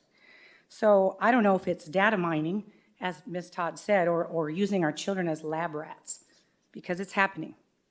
Cactus Family, there's a one line in that contract that says, Cactus Family says they can't get services outside of school. They're on waiting lists. That was my job after I was in the district. I ran 2 statewide social service agencies. There is no way these parents are waiting on a wait list, especially with some of the criteria that you're seeing students for with unlicensed social workers. So let me go into that. You're defining significant concerns as suicide ideation. Not sure if that's related to motivation, but we'll leave that alone. Self-harming behaviors, depression, aggression, anxiety, bullying, cyberbullying, and the list goes on. Again, unlicensed social workers doing therapy on these children, and we're double dipping into Medicaid, because that's the bottom line. It's about money. Along with breaking those laws, we have 2 laws, just 2 that I'm going to mention in this document that we need to be concerned about. Civil Rights Acts of 1964 basically says that you have a right based on your religion, sex, to not be discriminated against. This contract clearly says they need to fill a certain quota of ethnicity, and I'll leave that alone. The other one is Supreme Court ruling against affirmative action. This proposal is to recruit minorities into institutions. I'm not going to get into all of it. You can look it up. It's Students for Fair Admissions versus Harvard. We're breaking laws. We're breaking laws by following Mr. Nuttall's plan in this grant. We don't need the grant. Other districts, there's not a district in this state that has this same grant. And they're doing actually better. I even heard in line that coming in here, one of the teachers that used to be here in this district is making double what she made over here. I'm for school choice, so I have to address this. ESA, there was a article that came out. Just let me finish this sentence and then I'll be done. Article that came out, we went from bottom, we've never even been half, to the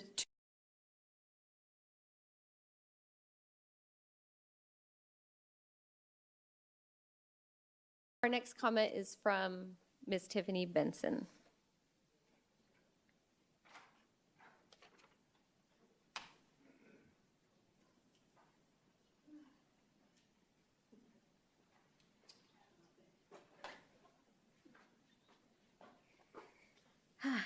Hello.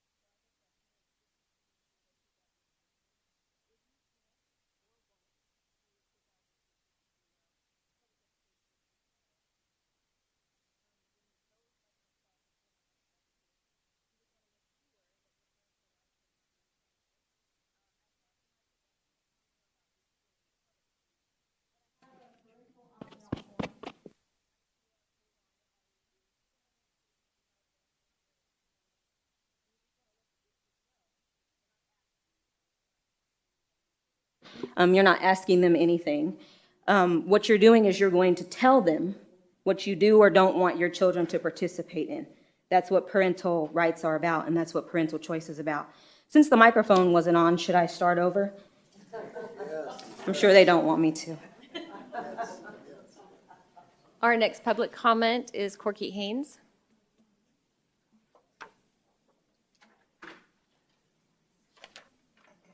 President Proudfoot and board, I'll keep this really short because you've heard me up here speaking about this before. So I saw this grant and first thought came to my mind is, who on our cabinet keeps pushing for these mental health grants?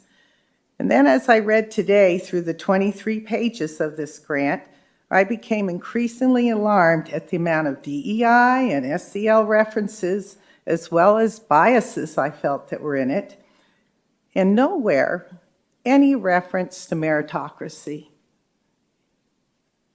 Do we have any grant writers in this district that will put as much effort into finding opportunities that will enhance student academic performance?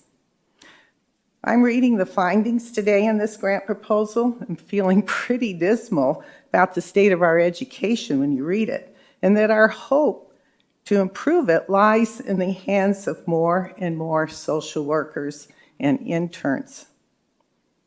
I don't think so. Thank you. Our next public comment is Tamara Farah. Good evening, board members, cabinet, and community members. I am Tamara Farah, representing 20,000 Arizonans with Arizona Women of Action. I direct Smart Families Network, which supports parents and community members who seek to protect kids and parental rights. The proposed MHSP grant program being voted on tonight is another instance of schools encroaching on the family unit. The primary responsibility for addressing mental health issues in students is with their parents or guardians. The related 20-page board document attempts to justify the intervention of school psychologists, counselors, and social workers in the lives of students who are other people's children. The American School Counseling Association and the School Social Workers Association's criteria and analysis highlight what they believe is lacking in addressing mental health in public school children, including concerning the counselor to student ratio.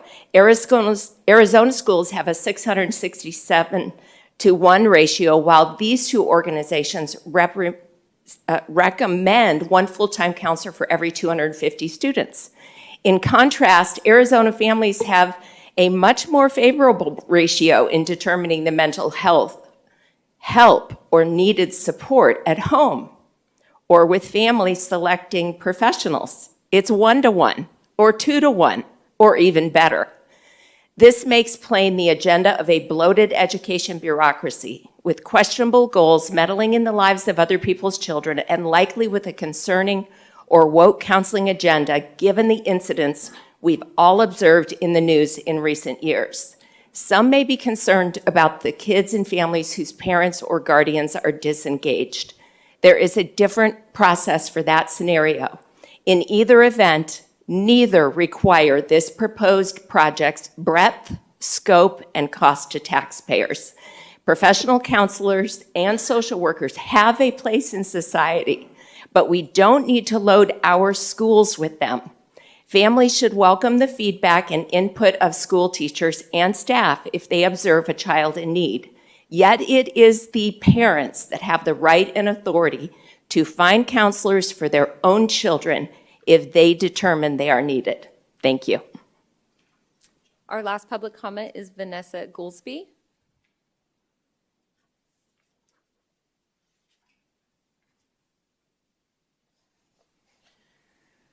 Governing Board, Dr. Summers, Cabinet. My name is Vanessa Goolsby. I am the treasurer for PEA, and I'm a teacher here at our district, and I'm also a parent. These social workers are amazing. They really are. I am at a school site where there is a social worker. I cannot tell you how many kiddos that she has helped. She and all of the people that she works with the family, she works with the parents, she works with the teachers, she works with our administration to best support our kiddos. She helps and makes sure that all stakeholders are involved. I know that that is a requirement for all of us, for all of these social workers. And I can't tell you how many kiddos, I mean, in the 5 years that we've had a social worker at our campus, I must have seen, just in my small little world, a lot of kiddos that have needed assistance and have gotten it and have had the support with their parents. It has been a constant communication. It is not an isolation, it is a community. If a parent doesn't want the social worker to discuss or meet with their child, then they don't. It is, of course, the parent choice, and it is a community effort. But we are not creating clinics. We are that first area where we're looking at these kiddos and helping and talking with the community and the families and getting them that assistance and providing that support so horrible things don't happen. One child's life is so important. And just thinking about all of the children that I have seen that have been helped, it's literally just giving me goosebumps. I don't know what would happen if we didn't have these people. These social workers are so special and work so hard with our community. I can't stress that enough. I implore you to at least allow us to try for the grant. We might not even get the grant, but this is just trying for that grant. And thank you. Thank you. That concludes the public comment for this agenda item. Board members, are there any questions or comments? We'll start with you, Mrs. Ewing. Sure. So I hear the same confusions about mental health services. Now, I got a master's in counseling, and I also got a master's of education in guidance counseling. So I do know the difference between school-based counseling and comprehensive counseling. And comprehensive mental health services encompass a wide variety of interventions, including psychotherapy. I don't believe we provide psychotherapy in our schools. It requires comprehensive mental health services, psychiatric evaluations. We do not staff doctors. We don't diagnose. We don't hand out medication. We don't prescribe medications. We're not a pharmaceutical company. We're not a medical center either. We don't provide surgeries. We don't provide outpatient services. If we have a student who has very severe mental health disorders, we don't provide inpatient therapy. We don't provide long-term outpatient intensive therapy. Those are all things that are part of a comprehensive mental health services. The mental health services that we do provide are very similar to the medical services we provide at our schools. So if this community is going to continue to demand that we take mental health out of schools, then we should be taking medical out of schools, which means we should be taking those nurses out who are so very important for our students who have asthma, who have diabetes, who have seizure disorders, who have been there to help save staff who have had a medical emergency on the job.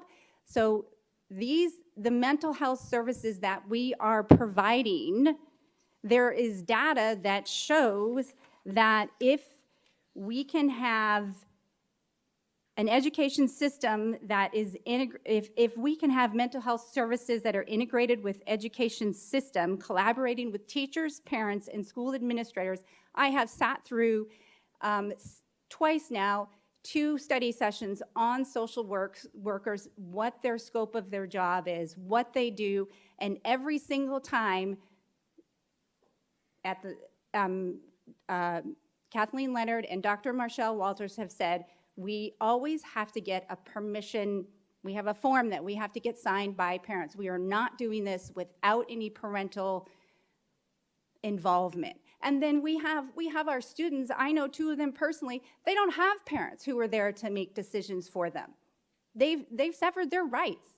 They don't have. So our students and the amount of kids who are homeless now and our families, they need these supports of our social workers and everything that they provide. I am very excited that we are extending this to the rest of our schools. This document that Mr. Nuttall and his team put together that shows the data that provides on how effective this is, the data that is out there that says that if we can make sure that our kids come into the classroom ready to learn and they don't have those other things going on, that means that they are going to be much more academically successful. So I am very excited.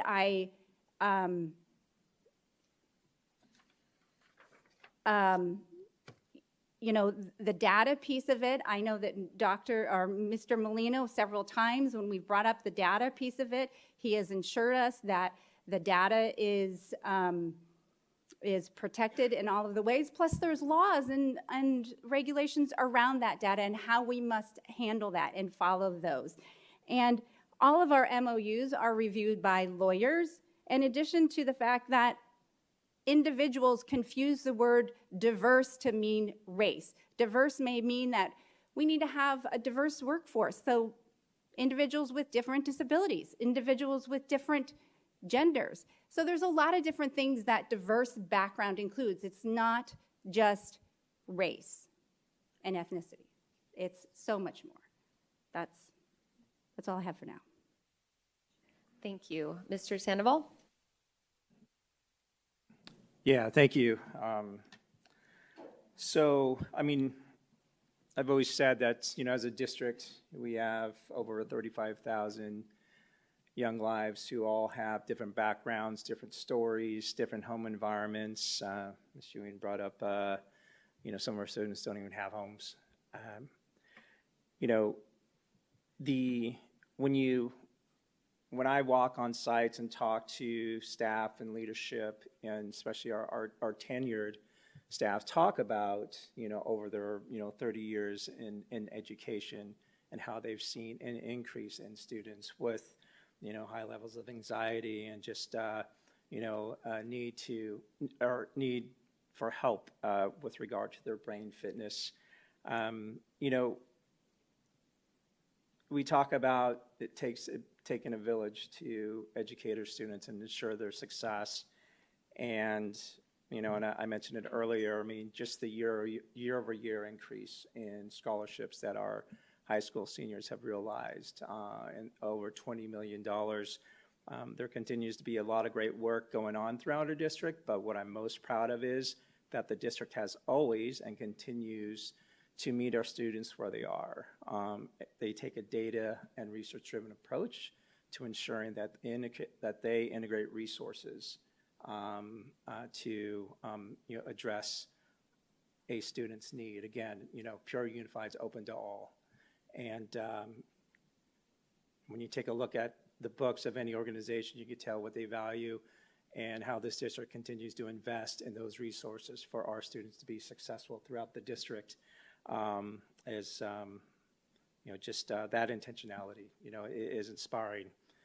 So, you know, for me, I mean, these individuals also help our students, no different than our teachers, from a inspiring hope in our students across this district. How they help our students, you know, really believe in themselves. And if a student believes in themselves, they believe in possibilities. And they do great work beyond our walls. So, Mr. Nuttall, thank you for the work. I do appreciate, you know, the fact that I think it was a couple months ago, Mr. Molino and team, you can correct me if I'm wrong, where we had a study session around this, where I know we had some community members here.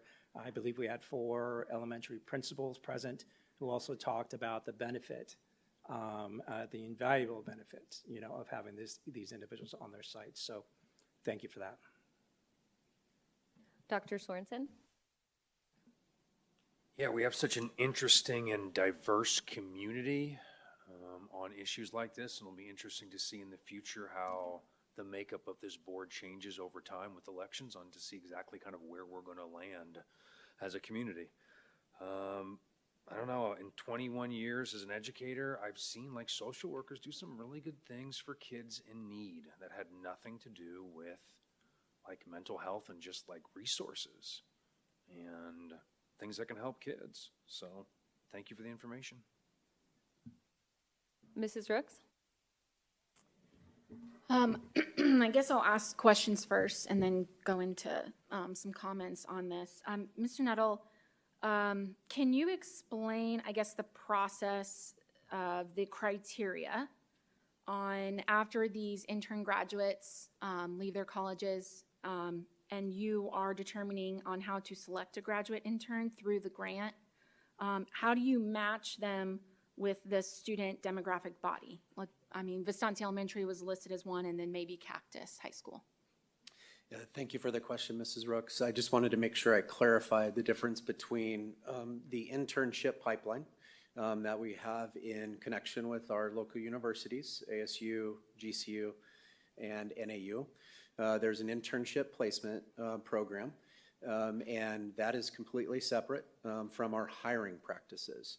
Part of the grant asks us as an organization to partner with our local universities that places interns through the pipeline of internships with our supervisors to supervise that entire process to get their required hours towards the appropriate certification. And when I mean the appropriate certification, I reviewed on April 4th the certification process through ADE.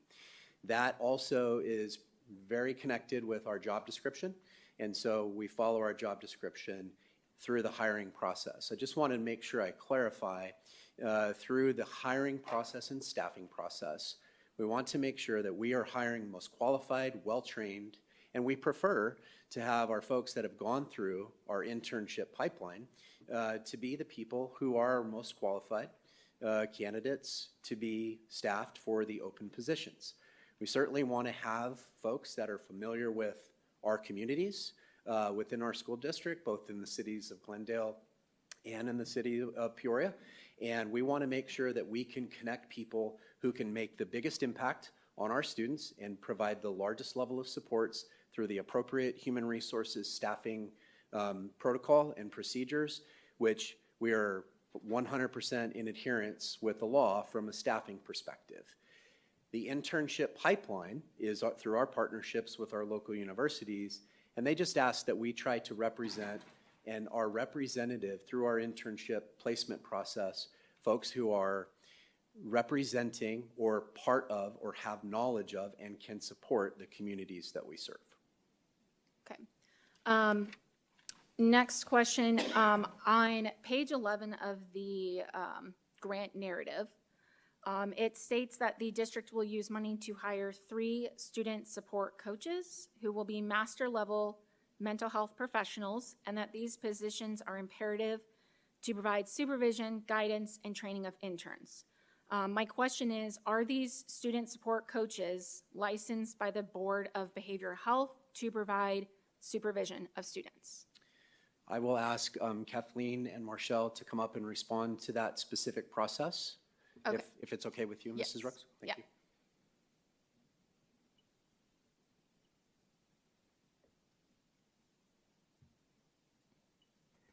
Good evening, President Proudfit, Mrs. Rooks, members of the board, and community.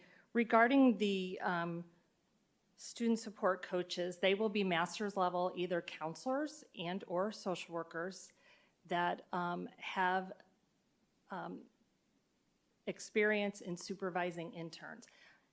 The certification or the experience needed is what the university informs us. So it's typically a master's degree in that area.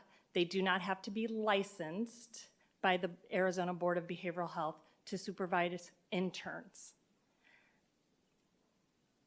They have to have a master's degree in that field. Okay. I'm only just asking because somebody had reached out that a person who is not licensed pursuant to this chapter and who practices or attempts to practice or who holds himself out as being trained and authorized to practice behavioral health, including diagnosing or treating. So we've brought that up. We've brought up that under ARS 32-3271, a student is exempt from regulation by the Behavioral Health Board. The activities they engage in are performed under qualified supervision. There is, to provide clinical supervision, an individual must hold an active and good standing license, be compliant with the board's educational requirements. Clinical supervision is a little different than what the kind of supervision that we're providing. So I am a licensed clinical social worker. I went through clinical supervision myself in order to get my licensure. I had to, after I received my master's degree, I then had to perform 200 hours of supervision with a licensed clinical social worker in order to then apply for my supervision or my licensed clinical supervision or my licensed clinical social work certificate. I had to take a test.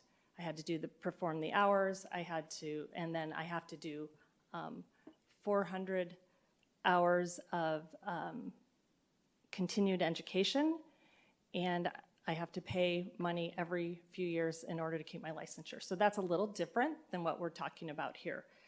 Also, a licensed clinical social worker can provide private practice. We are not providing private practice.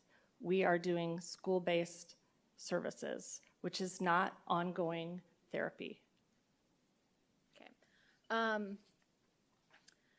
I have another question for Mr. Nuttall, because it was brought up in the grant under letter F, I believe, page 16, that you needed a way in the grant to track or process to identify students for mental health services. And under there, you talked about the MTSS, the software program. It's kind of confusing for me because that was presented last summer to the board, the MTSS purchased software program where you're inputting the student information. That process was presented to the board at a board meeting, and we're just now finding out about the grant narrative tonight. So I don't understand, was that a part of the grant narrative that we needed to have that in there? Because it's saying that you have to have a way to, I guess, track the students or whatever it was, the verbiage. I can speak to it. So Okay. in our process, I think tracking is used a little bit inaccurately here. One of the things that we have a method by which a number of folks, including parents, including staff, including the students themselves, can go through a process of requesting additional support. Teachers, administrators, et cetera. That process is embedded through technology, through our MTSS workflow, which is a module within Synergy, which the governing board approved to purchase. So when those requests... Can you clarify when we approved the purchase of the MTSS workflow? I believe that was last summer prior to my hire.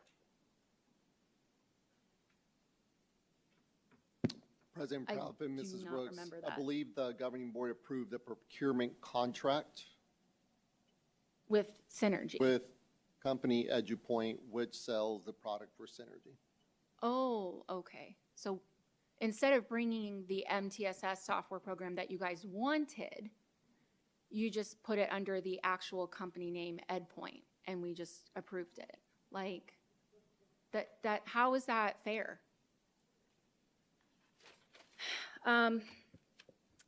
This program, I've read through the previous grant from 2019 to 2024. You're asking to approve it again for another 5 years. I know that it was changed tonight, but the original one one of the criteria under the federal grant from the Biden administration is that through these partnerships with the colleges, Peoria Unified School District will work to identify and place at least 3 graduate students from diverse backgrounds that are reflective of that student population or the community served by Peoria Unified. I know that it was brought up that it's a race thing. It's not. It's race, it's gender, it's ethnicity, it's background. To me, that statement, and reading online, I've pulled up the actual federal grant online, and what the requirement is, to me, that is discrimination, because it's not discrimination just based on race. It's discrimination based off of we're having to choose and place individuals based on their identity, their gender, their race color, and not based on merit. And so I had a huge problem with that, and I know it was taken out of that, but it's still a part of the requirement through the federal grant. So I have a problem with that. The Biden administration had just released a memo in February of this year, and reading through that, the Biden administration increased funding for this mental health federal demonstration grant, which we're the only district in Arizona that's applied for it. And in the document itself, reading through their memo, it talks about how their initiative is bringing in school-based mental health providers, and that schools are more accessible for kids to get the services, treatments provided. I have it written. That is, it's printed out. You can go look it up on the White House website. That is the Biden administration's memo. They are wanting to increase these funds to try to bring in the fact of schools are easy access to provide these services. And I have a problem with that, because when I'm reading in here that there are kids that have suicidal ideations or that they have anxiety, depression, I have a problem with who's identifying that, because we're not supposed to be diagnosing those things. And then I have a problem that if there's things are truly going on, we should be referring them to an outside, safe place, an actual place with the parent and the provider where they work on the different things, because every kid is different. And I've read through all of it. I've read every single thing that this initiative has been. I talked to Beverly Pingarelli. She was on this board in 2019, and when it was presented to her, it was something smaller. It was with Boys Town, and it has grown into this huge initiative. And we already have 33 social workers, and now you're wanting to train more. How many are we going to bring in? 100? 200? How many? I'm astounded reading through all of this. And you say that you're not providing it, but we had at a board meeting last year a parent come who had already been taking her kid to an outside counselor. And this social worker at this school was pulling the kid out of class, talking to the kid about his mental health, about what he was going through. She didn't give permission. And when you talk about parent permission, that includes the MTSS software program I've read it through here. The MTSS letter F, it has a process that they're going to be putting in information already. Teachers and administrators can directly initiate requests for support sent to the intern and or employed school-based mental health professional to begin the intervention process. So you're already evaluating them, putting it in the system before you even ask the parents to do that part. That's what I have a problem with too, because all of these kids in this district have different conditions, and they might have different treatment plans, and whatever it is that we are doing, I've seen it. It's coping strategies, it's group therapy, individual therapy. I've seen it. I've seen it through this whole big initiative. And I'm sorry, from what I'm seeing from the Biden administration and what he is requiring in this federal grant, I won't support discriminatory. I won't support taking on the responsibility as a school district when that is supposed to be the parent's job. I don't want to be held liable for whatever happens. Like, that parent at the last board meeting could have said something, could have done something, because we were messing with that intervention process of that student's medical needs. And that I've talked to Dr. Summers about it. I've talked to parents about it. I've talked to teachers about it. I mean, these teachers are like, that's not our role as a school district. We're supposed to be teaching the kids, and the responsibility has to fall on the parents, because we can't do everything. Our resources are stretched thin. I'm extremely frustrated that this was given to us yesterday at 4 p.m. The day, all this stuff that we have to read on this agenda, that's a lot. I have 4 kids. Being at home all day trying to read through all of this information, it should, if there was, we had a study session, why was that grant narrative not at the study session? The new one that was drafted that we just got yesterday at 4 p.m. I have a huge concerns about this, and I know parents have, I know that community members have questions on this. I just think that this is, we have 33 social workers.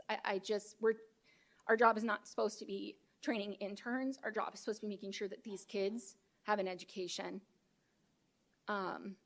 So I just think we are really overstepping. Liberty Unified School District, I think it was, their governing board voted on policy to set some boundaries on what their district is doing with these kids and their mental health. They wanted to make sure that we have licensed people.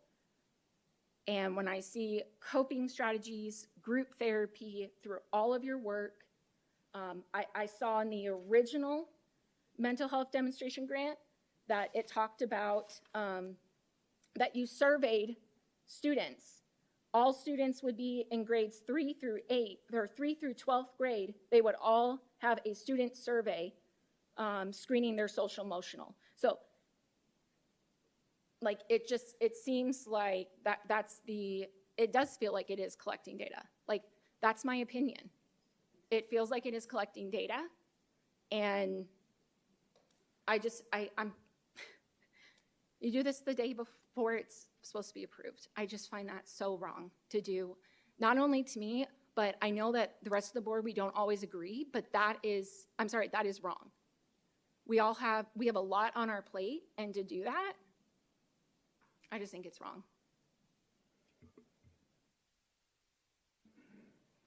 I have a few questions, if you don't mind, and thank you for being willing to open up this conversation. It is obviously a very complex and emotion-driven conversation, so thank you for being willing to open this and to take questions. I wanted just a little bit of clarity on the, I guess we'll call it diversity hiring. I know which part of the grant I'm referencing. Can you please give us some additional context into that? I sure can. So in our process of review, yes, full admission. It was later than we had hoped in terms of that. I'll take full responsibility as a cabinet member for that. We did collaborate on many of the things that we wanted to try to refine. I did consult with our attorney this afternoon specific to language that could jeopardize us from a hiring process. Though that language has been updated specific to hiring people from diverse backgrounds, because it's an accurate statement that does subject ourselves to some discriminatory practices. And so we made those changes. We reviewed those together with Cantelmi and Brown, specifically Clyde and his partnerships, Clyde Dangerfield and his partner, specific to ensuring that the language that we're going to put forward, specific to how we intend to hire, was modified to specify that our intent is always to follow our process, follow the law, and ensure that we are hiring the most qualified, well-trained, and well-qualified professionals to serve our students in this capacity. So the demographic component and the specific diversity component regarding hiring has been reviewed, and we've consulted with our attorney specific to clarifying that language, which is why you saw the updated draft 2.0. Thank you. I had one more question before I give you my comments about this. I wanted to know, kind of as a postmortem, we've now had this grant for 5 years, or I guess at the end of it, it'll be 5 years. What is our evaluation, or what are our impressions after that 5 years? Has it been effective? And what has been the effect on the students of our district? President Proudfit, members of the board, I'll just start and then I'll have Kathleen go ahead and answer anything additional information. I think it's oftentimes really hard to determine since 2019. So I just want to paint a picture for the governing board and our community. In 2019, we were awarded this particular federal grant. In the school year of 2021, came alongside. This was our first iteration of this, the school safety program grant through ADE. So we, as I noted on April 4th, we have the two grants working simultaneously together. So the intent behind the federal grant was to set the stage and set the building of the internship pipeline, as well as supervising the work and trying to get folks in beginning in 2019. That took a little bit of time. Because we needed to obviously build the partnerships with our universities. We also had to then get qualified staff to actually be employed in those positions. And then furthermore, as we began to employ folks through the 2020 version of the school safety grant, if you'll recall, at that time, there was only 11 schools that were approved to have either a school mental health counselor or a school social worker. So we also had a pandemic right in the middle of that everything essentially, all of the direct and indirect services that were outlined in their job descriptions essentially came to a halt for a significant period of time. And so as we came back into the fold, we still had 11. We still had the federal grant through the Mental Health Services Professionals Demonstration Grant that we almost had to kickstart over again, specific to our original intent of both grants and how those things were going to work coherently together. So in the spring of last year, we then applied, as I mentioned earlier, all of the schools within our school district applied for the grant. 33 of those were awarded. And so I think it's just really important to note that it's hard to determine the overall success of the grant. I can speak specifically to all of the requirements of the grant through our federal programs, our yearly reporting to the federal grant program has demonstrated that we have done essentially all we can to fulfill the obligations of the grant. And that is also coming alongside in the Student Safety Program grant through ADE. We have the same reporting requirements and exact requirements that I outlined on April 4th, specific to what we are supposed to report. Clearly, in each iteration of our annual reporting, we have our federal programs, we have business services in terms of the budget side, the federal program reporting requirements in terms of the compliance components of the execution of the grant, that in each year we're evaluated. And so in each of those year iterations of evaluation, they provide us feedback, they provide us next steps and directions. They also provide us a program evaluation of how we're actually performing the work.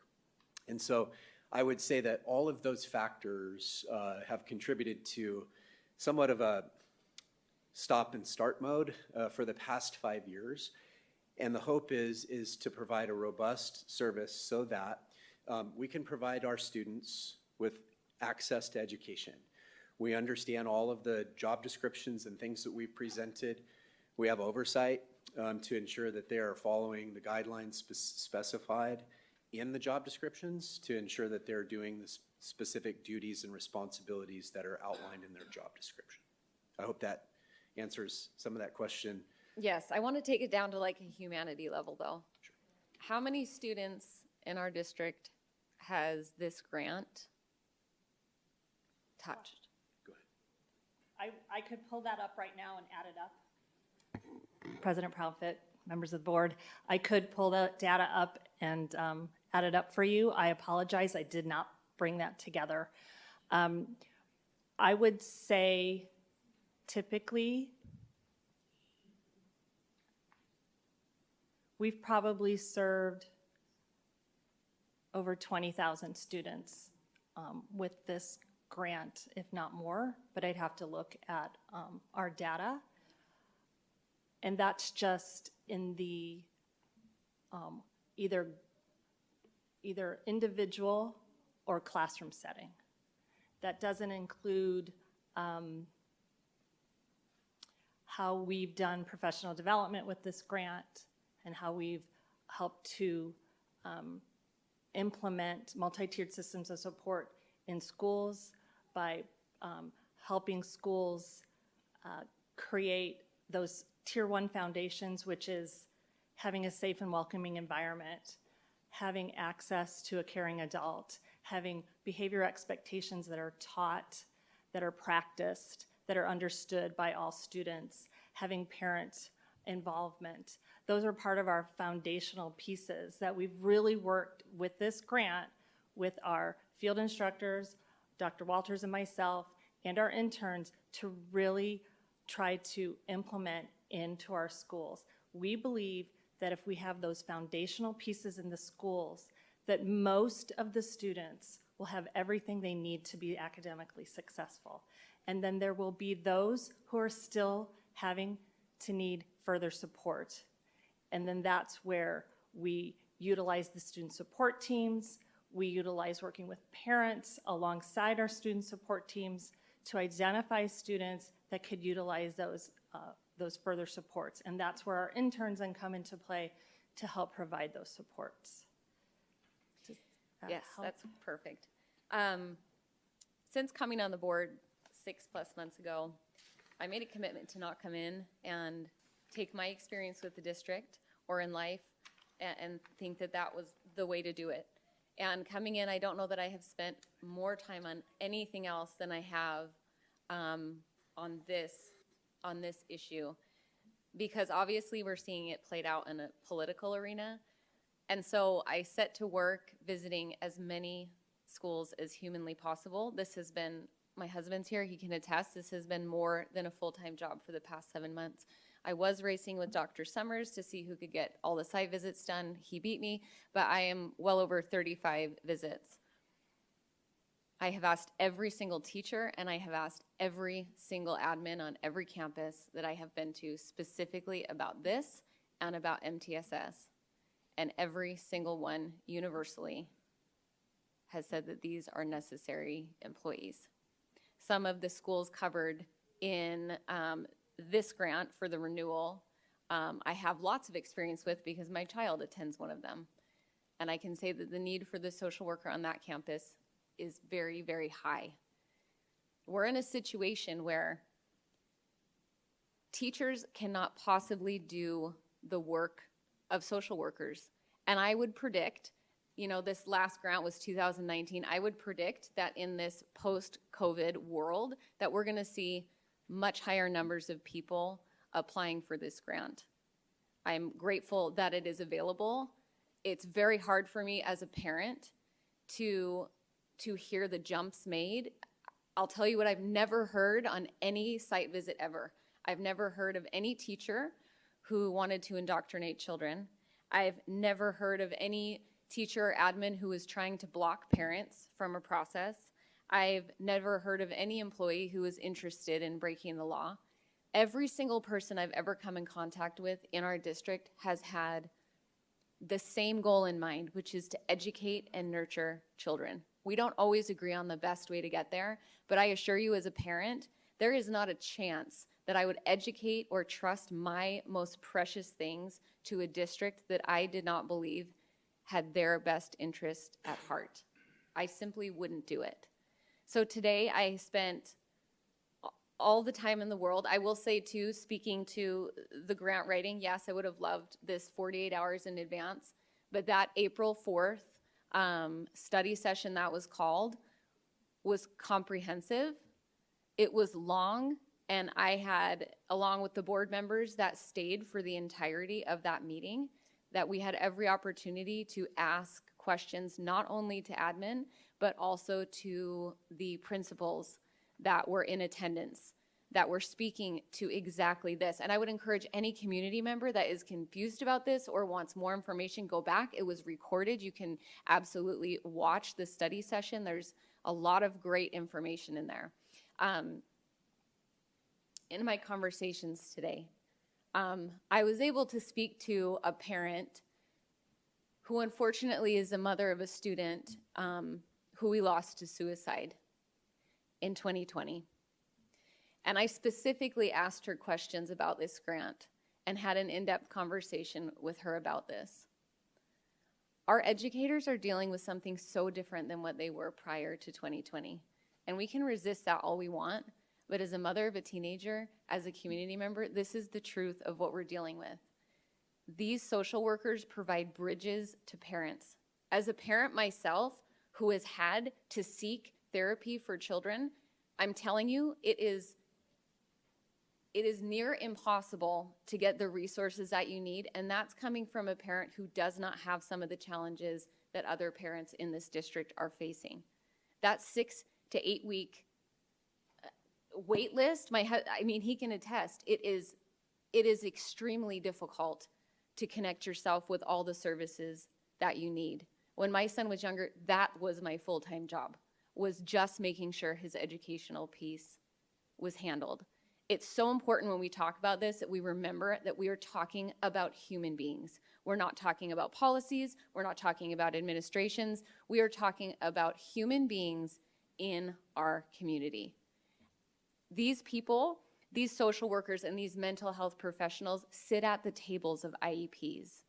These are the people that identify, hey, I noticed that kiddo's struggling and we need to help them to get further services. They can recommend that the district go through an evaluation process for that child. They can connect them with outside resources. But in addition to that, at that round table, those outside medical doctors, the outside therapists, the outside people working with the kids, the people that the parents are choosing, come to that table to figure out as a team, as a village, the best way to educate and to ensure the success of that child.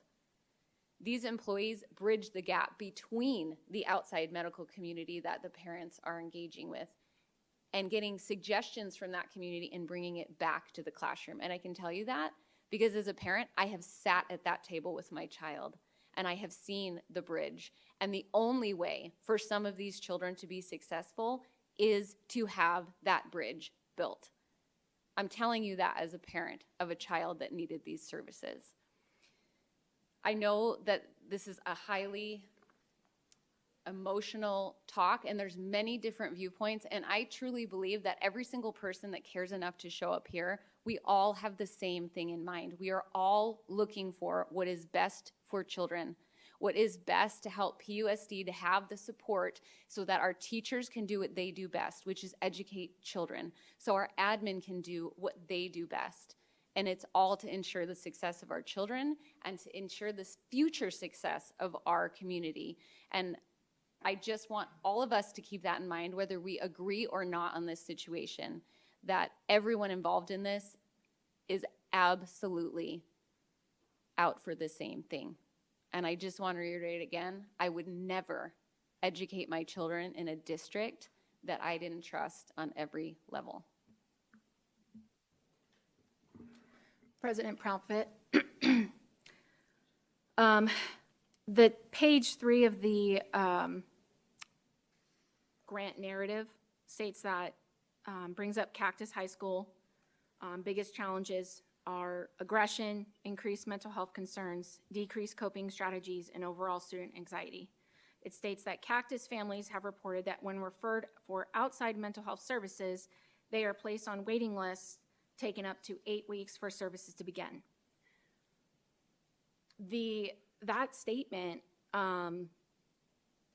it's conflicting with the statement that the social workers are referring families to outside resources for their kids to get help that they need, but yet they're saying that they're being put on a waiting list and that it's taking up to 8 weeks for services to begin. Okay, so oh, sorry, go ahead. I was just going to say that's the conflicting thing here. Right. And I can understand if someone hasn't been through this process, what that would look like. So I will just offer my experience as a parent with my child. So when it is noticed that a student has something going on, okay, a teacher might say, hey, I'm noticing something's going on with this kiddo. Typically, a notice is sent to parents. Maybe a school psychologist is brought in to say, hey, something is going on. At that point, IEP proceedings might begin at that point. However, anyone who's had their child evaluated by an outside person, the waiting lists are unreal. Unreal. And that's if you're willing to cash pay. If you're having to go through insurance, it's very, very difficult to access these resources. And I'm telling you that because I've done it.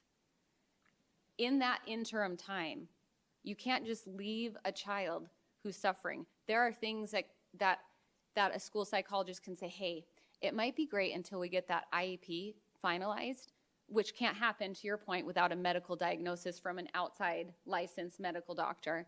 It might be helpful for that kid to be placed next to a helpful student. It might help if they're towards the front of the classroom.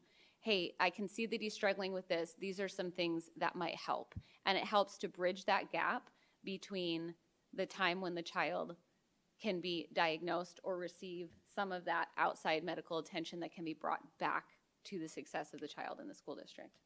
Can I offer something else? When I worked at a community mental health center, oftentimes when we would get referrals from another professional, that also then moves it along faster versus somebody like when my daughter recently was needing some services. I called our insurance company trying to find somebody. They couldn't find anybody for us within the next 6 to 8 weeks as well. So trying to go through those without a referral straight into a place, you do get put on these long waiting lists, but it does help if you have a school psychologist referring another professional, then referring them in, then they have an opportunity to move things around. So that's been my experience from being there at the mental health center.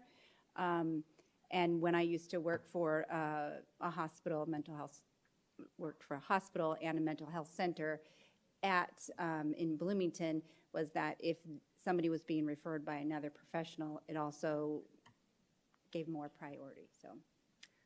Well, I just wanted to say, I know the IEP process pretty well. This is, though, outside of the scope of an IEP process because it has Tier 1, the foundation and the grant narrative. It states that all students in the district would have creating a safe and welcoming environment, providing school-wide behavior expectation, including self-regulation, healthy coping strategies, creating incentives that encourage positive behavior, and instilling restorative opportunities to encourage cooperation and cultivate positive relationships. And then it goes down further that it states here that there are mental health promoting activities in Tier 1 support, including the strengthening or reinforcement of positive social, emotional, and behavioral health skills, designed to support the well-being of all students, regardless of whether they are at risk for mental health problems. So it's not just kids on IEPs. This is the whole district, all kids. So even if a kid, I'm sorry. Mrs. Rooks, I just wanted to, in each of our schools, we have, some of them, we have character education, we have Boys Town, that type of thing. So when I have been out to the schools, what they're meaning in that Tier 1 is those types of things. So it's not therapy. It's like, I'm trying to remember what Vistancia, what theirs was, and it's left me, but they had one year 7 habits of highly effective like kids or something like that. And so once a week they would get a lesson on whether it's cooperation or team building or that type of thing, and they would just do that sort of lesson. And so that's correct me if I'm wrong, Mr. Nuttall, but that's really the Tier 1 thing. It's not any type of therapy services, but Kathleen Leonard and Dr. Michelle Walters, you can correct me on this, but those are the types of programs that our social workers are helping to put together, but it's not that our teachers or any individuals are providing any type of therapy. So I want to make sure that there's that's distinguished, that's what that means, Tier 1, and that when we start looking at much more severe cases, that's why we have the Tier 3, which is that's going to be referrals out to those professionals and so forth. So I just want to make sure that there's an understanding of that distinction. I'm sorry, Yeah. I interrupted you, sorry. Yeah, well, the line that says including self-regulation, healthy coping strategies. So speaking to when you take a student to a psychologist outside of the district, right? Each psychologist has different coping strategies. They have different self-regulation mechanisms that they work with that student. Yes, and so when I see that here, but then why does it say that in Tier 1 then? So I actually had a question about this as I was doing school tours. Like I said, I literally bring this up and talk to every single person I can about this. And I asked for a demonstration, and I'm trying to remember what school it was. I think I was with Dale, but might have been Desert Harbor, actually. So I was at, let's just say Desert Harbor. And I asked for a demonstration of exactly what this Tier 1 intervention looks like. The best way that I can describe it is kind of good citizenship teaching. And each of our schools has their different acronym, and it's their character building. And you don't always want to be pulling students out of the classroom, especially for lessons that could benefit the whole classroom. So this was not something separate. This was not a separate textbook, a separate curriculum. This was, hey, we're reading If You Give a Mouse a Cookie. Is that the book? If You Give a Mouse a Cookie. I think I've read that book 1,000 times to kids. If You Give a Mouse a Cookie. And it's just incorporating probing questions. And I'm going to mess.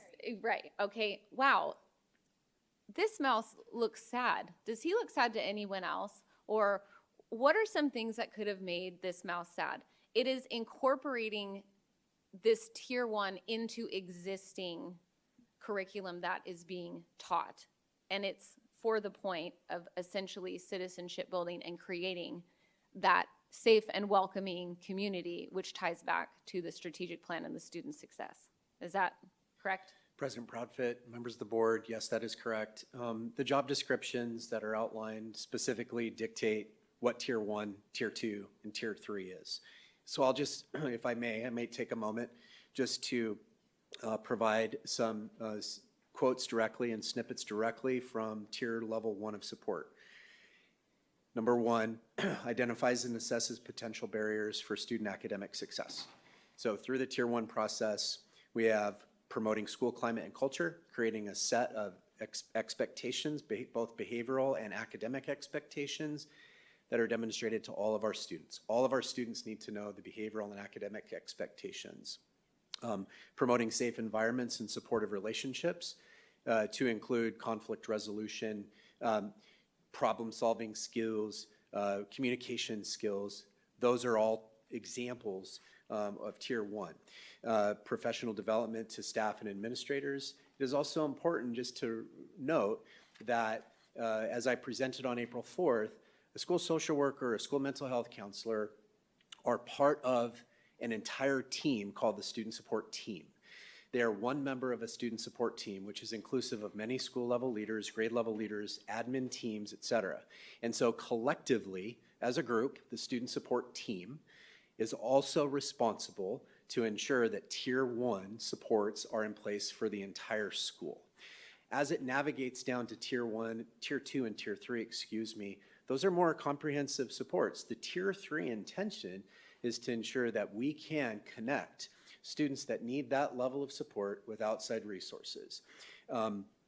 Also in the job description, it essentially states that, well, it does state, the job description outlined in the specific job duties and responsibilities for their scope of work. There is no mention of diagnosis, treatment. It is not in their job description, and the intent, and I'll quote, the school social worker, school mental health counselor provides direct and indirect services to reduce barriers to education, increase social emotional growth, and provide links to needed services. So that is a quick snapshot of the tiered approach that is outlined in their job descriptions. I wanted to reiterate just once again, as we attended the safety conference together as a board, the tier 1, tier 2, tier 3 is ultimately about student safety. And just like our responsibility with someone with an intellectual disability with an IEP is to make that gen ed curriculum available to that student, is to create that environment where that student can learn. The same applies with our students suffering from mental health challenges. It also applies on that tier 1 level to any student who is in need of any help with anything that is preventing them from reaching their full potential in Peoria Unified School District. Is that correct? That is correct. Is there any other comments or questions? I just found it, and so I'll just read the memo from the Biden administration increasing funds to the mental health demonstration federal grant.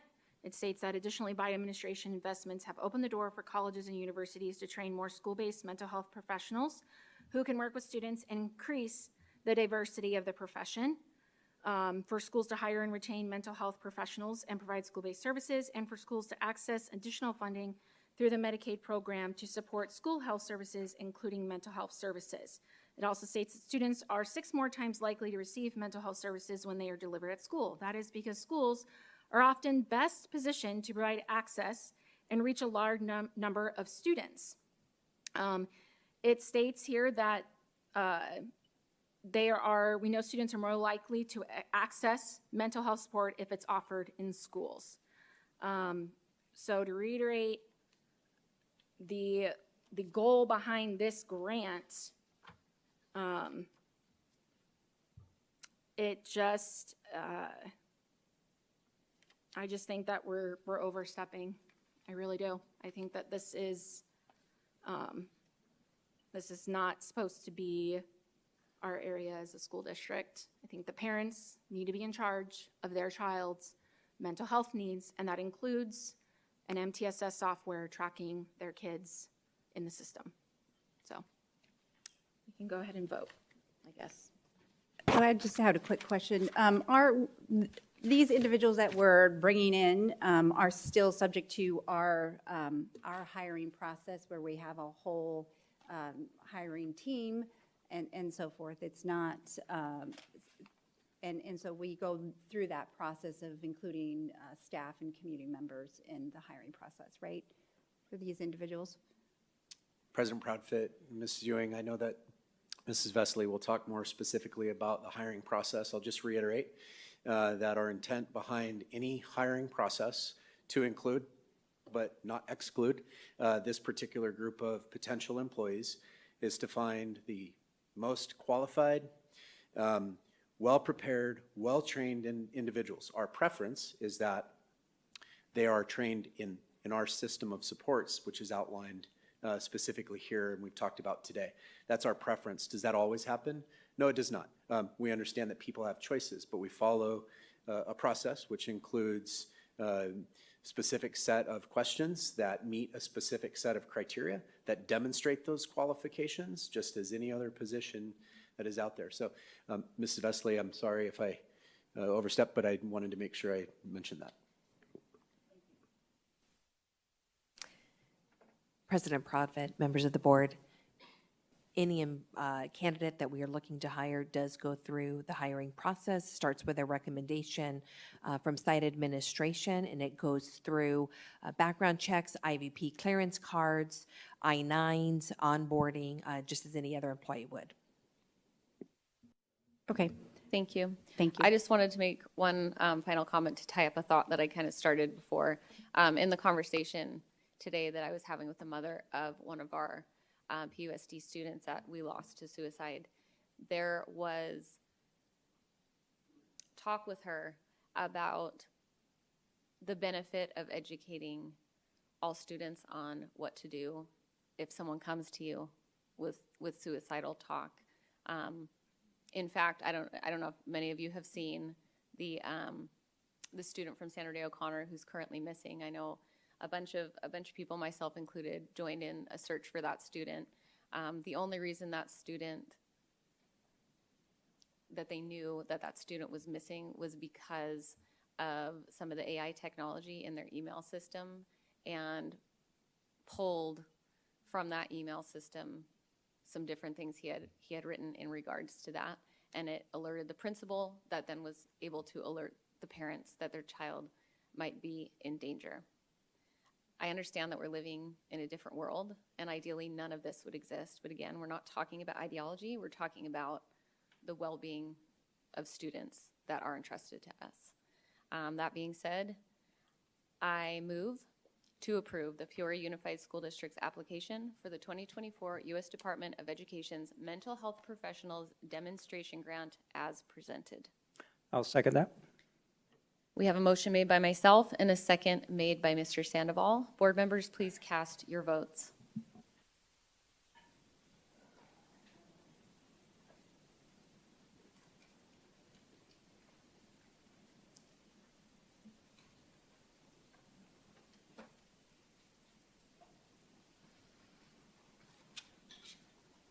Motion passes, 4 yeas, 1 nay. Moving on to 7.5, discussion and consideration of course fees, non-class fees, Kid Zone, and preschool fees for the 2024-2025 school year. Turn the time over to Ms. Myers. Well, thank you very much, and good evening, President Proudfit, members of the Governing Board, Dr. Summers, Cabinet, and community. Tonight, I will provide information and recommendations related to published district fees for the upcoming 2024-2025 school year. Attached to this agenda item are fee schedules related to course fees, extracurricular and program fees, food service fees, rental, advertising, and athletic fees. As part of this presentation, I will share information related to fees in the district, as well as highlight recommended fees for next year. Policy JQEA is the district policy that allows the district to charge fees for extracurricular activities, community education programs, as well as course fees for specific high school classes. Extracurricular activities are school-sponsored optional activities that may require an enrolled student to pay a fee in order to participate. Generally, any optional non-credit activity that supplements the education program of a school is considered an extracurricular activity per Arizona Revised Statute 15-342. A fee is an amount paid directly to a public school for the support of extracurricular activities. And I will note that a fee is no longer required for an activity to be eligible for tax credit. However, if a school district does decide to charge a fee for extracurricular activities, it must not be more than the actual cost of the activity and must be adopted by the governing board at a meeting that's held in public.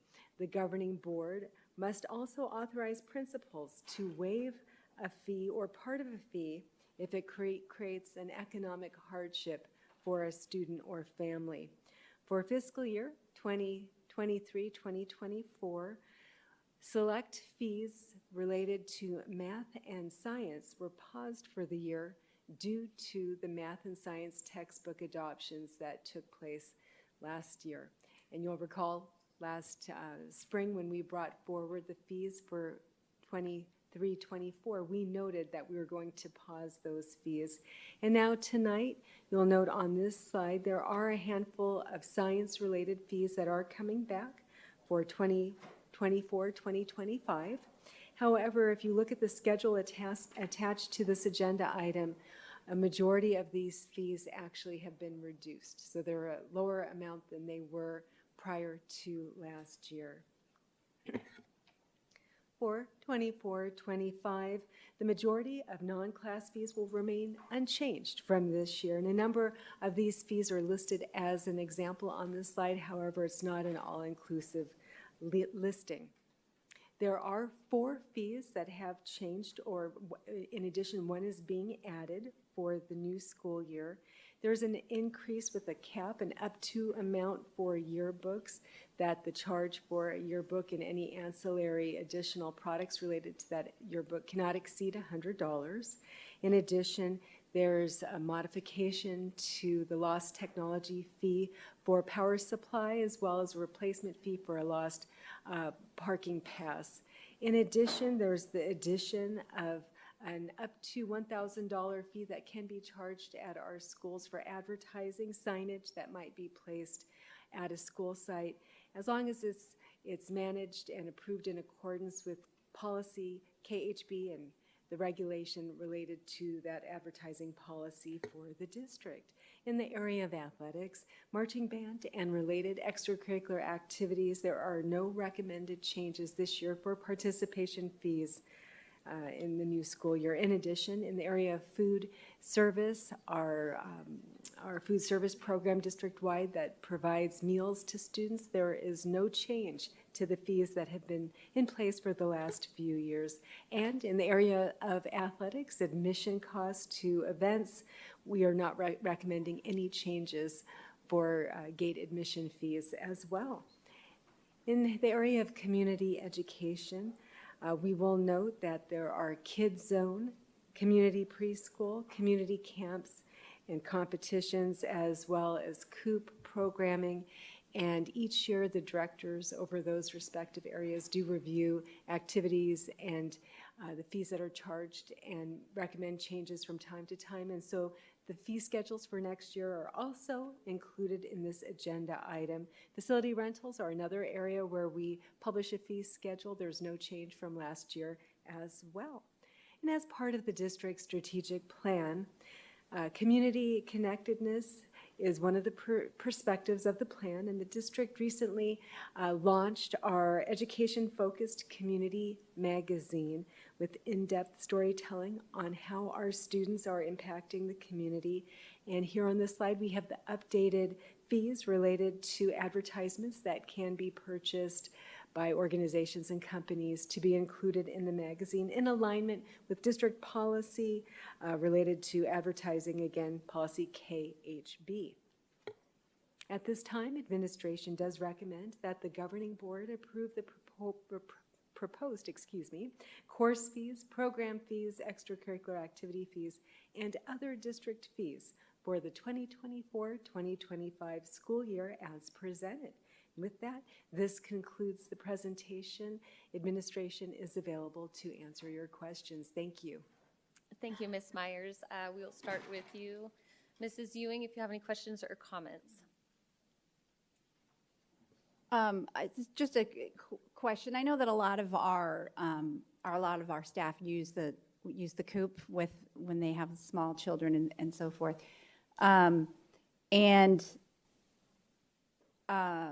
I know I was talking to a woman over at First Things First, and they often talk about how childcare is a big barrier for a lot of individuals working and so forth. So I just am curious with the COOP fees, is this fees that staff would pay, or is this for the students in the programs? Thank you, President Proudfit, Mrs. Ewing, members of the governing board. Our COOP program is part of our CTE programming at our high schools, and the fee that is listing is not a student fee, but fees that community members or staff who have their child enrolled in the program would pay. Okay, so my only question was going to be, and this could always be something that's thrown into a Friday report, is if the fees that are charged here, if we have staff who feel like that's too high of a rate, who are maybe not using it and is keeping them from being able to maybe work full-time or that type of thing. So I was just curious if that's at all, the cost of childcare is at all a barrier for any of the employees, and that can always be thrown into, I don't know if Mrs. Vesely knows that, but if that is a challenge, I just would like to look at that for our employees.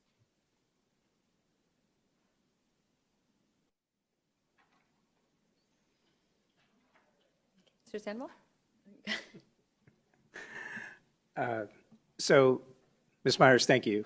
So a couple things. One, thank you for acknowledging that, pending governing board approval, that the sites have the autonomy to cover those fees where the need exists. So thank you for that. Two, with there was a slide on the changes, right? I think around the laptop chargers, the parking pass, and this may be a question for Ms. Airy, as those are communicated to our students and families, is that in the student handbook, or how is that going to be communicated, those edits to this line item?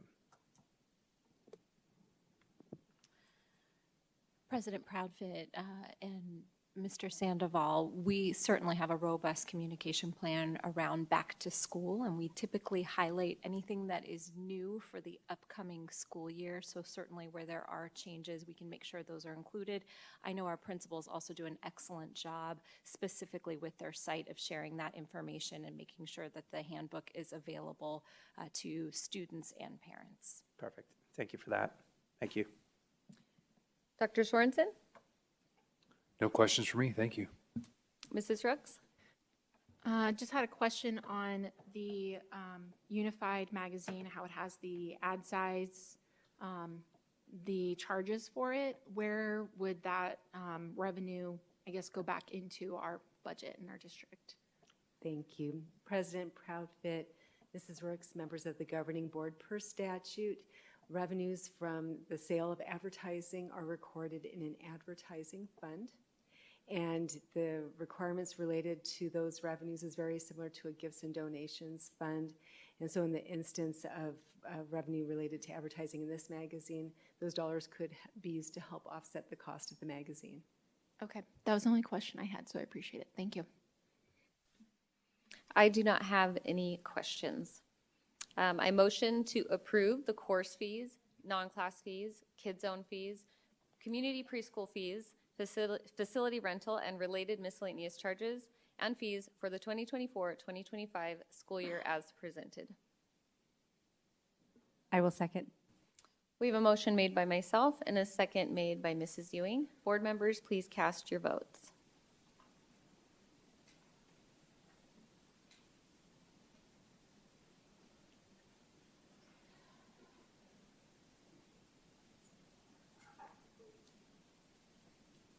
Motion passes with 5 yeas. Thank you, board members. If it's okay with everyone, 5-minute break before we start doing the second read-throughs. Is that okay with everyone? Okay, so we'll recess for 5 minutes.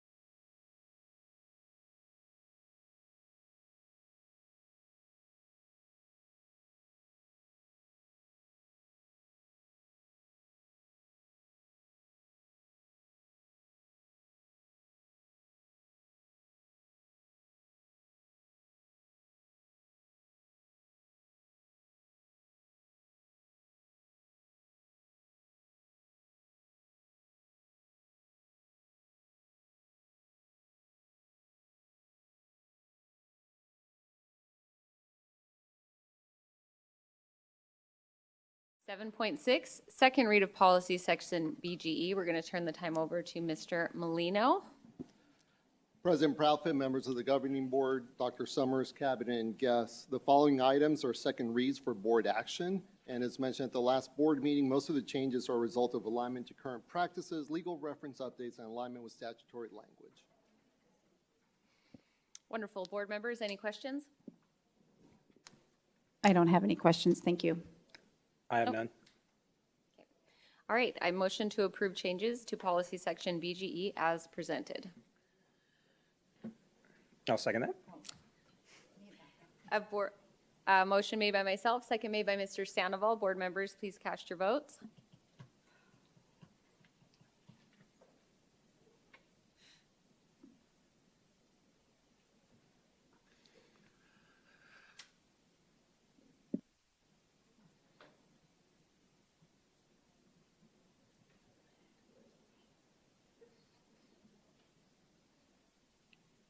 Motion passes with 5 yeas. Moving on to 7.7, second read of policy section CBI. Board members, is there any questions or comments? No. Anyone? All right, I motion to approve changes to policy section CBI as presented. I'll second that. We have a motion made by myself, second made by Mr. Sandoval. Board members, please cast your votes.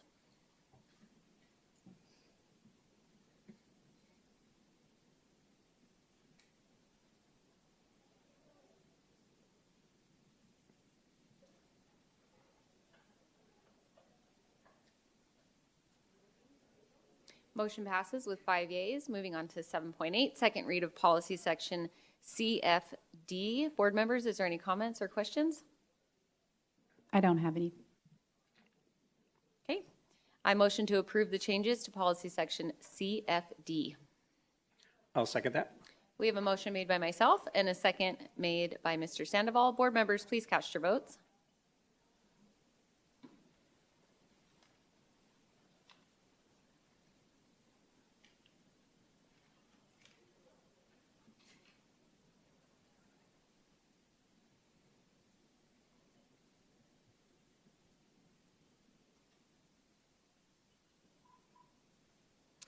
Motion passes with 5 yeas. 7.9, second read of policy section EBAA. Board members, are there any questions or comments? I motion to approve changes to policy section EBAA as presented. I'll second that. We have a motion made by myself and a second made by Mr. Sandoval. Board members, please cast your votes.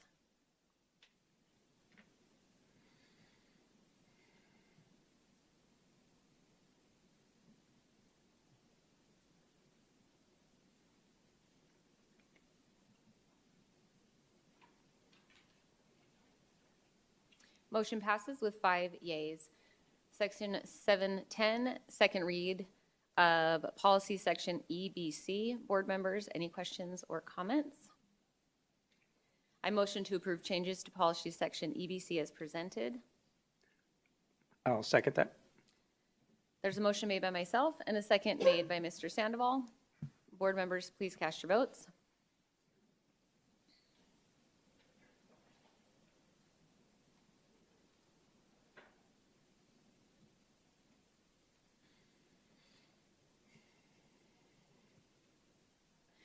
Motion passes, 5 yeas.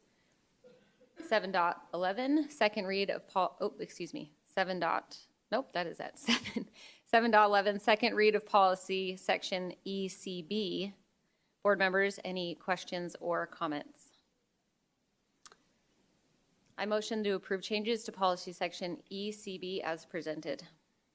I'll second that. We have a motion made by myself and a second made by Mr. Sandoval. Board members, please cast your votes.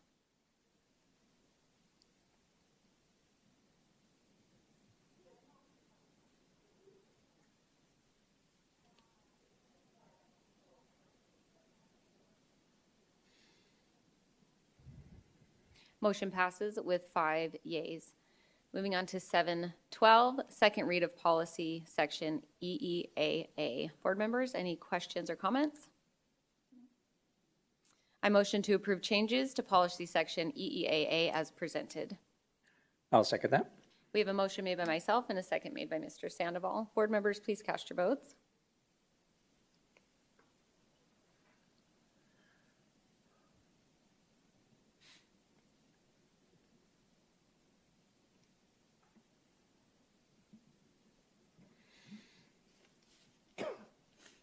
Motion passes with 5 yeas. Moving on to discussion items, we have a bunch of first reads to do, so we're going to move to 8.1, first read of policy section JFABDA. Turning the time over to Mr. Molino. Mr. Nuttall? President Proudfit, members of the governing board, policy JFABDA has a few recommended changes in red, noting that an educational institution has 2 days in which to enroll a foster child when a change of placement is needed. The policy change recommendation from immediately to 2 days mirrors that of changes to Arizona Revised Statute 15-30.04, Section B.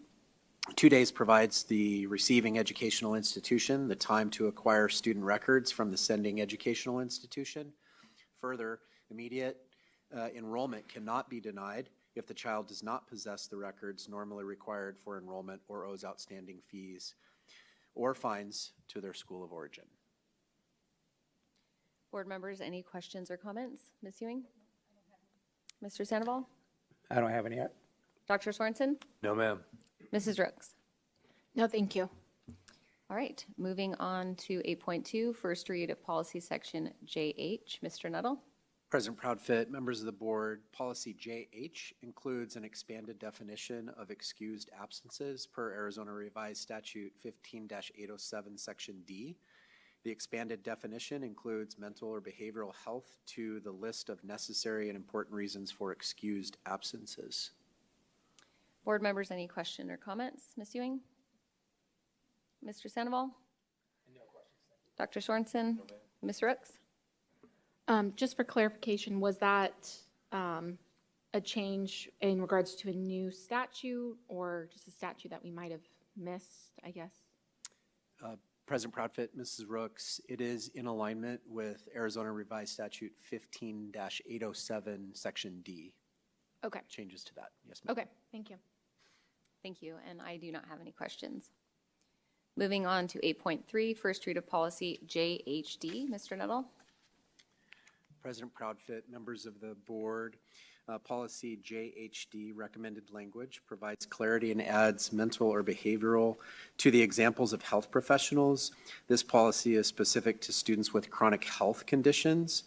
So it's specific to the chronic absenteeism, chronic health, to which professionals can identify students as having a chronic health condition. Board members, any question, comments? Mrs. Ewing? I don't have any, thank you. Mr. Sandoval? No questions, thank you. Dr. Sorensen? No, ma'am. Mrs. Rooks? I do have one question on this because it states it's to be identified by a certified medical, mental, or behavioral health professional. I guess I would like to recommend and see the word certified be changed to licensed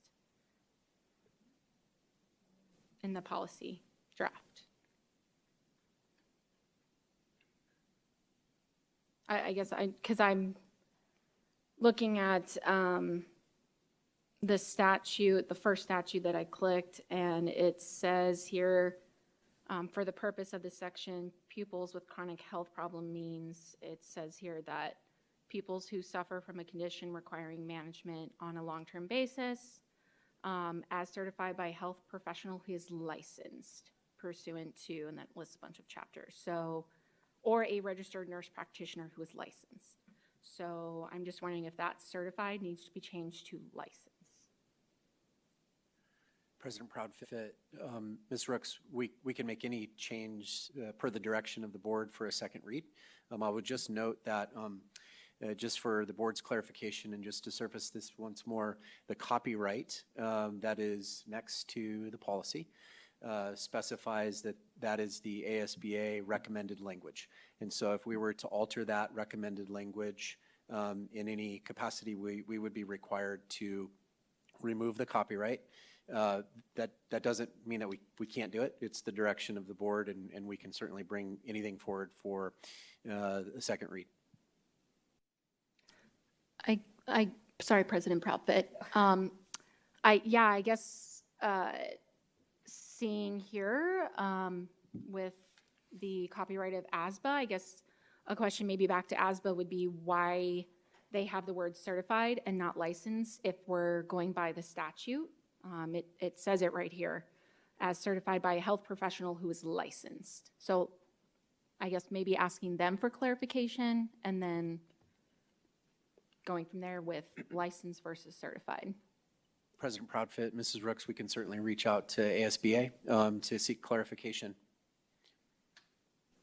I would just add, maybe this is for a Friday report, just the differences in the two, because certified might be more encompassing than just licensed, or vice versa. I don't have the information in front of me to fully understand that, especially as it pertains to the mental and behavioral health professionals. Bless you. All right, moving on to 8.4, first read of policy section JJE. Mr. Nettle?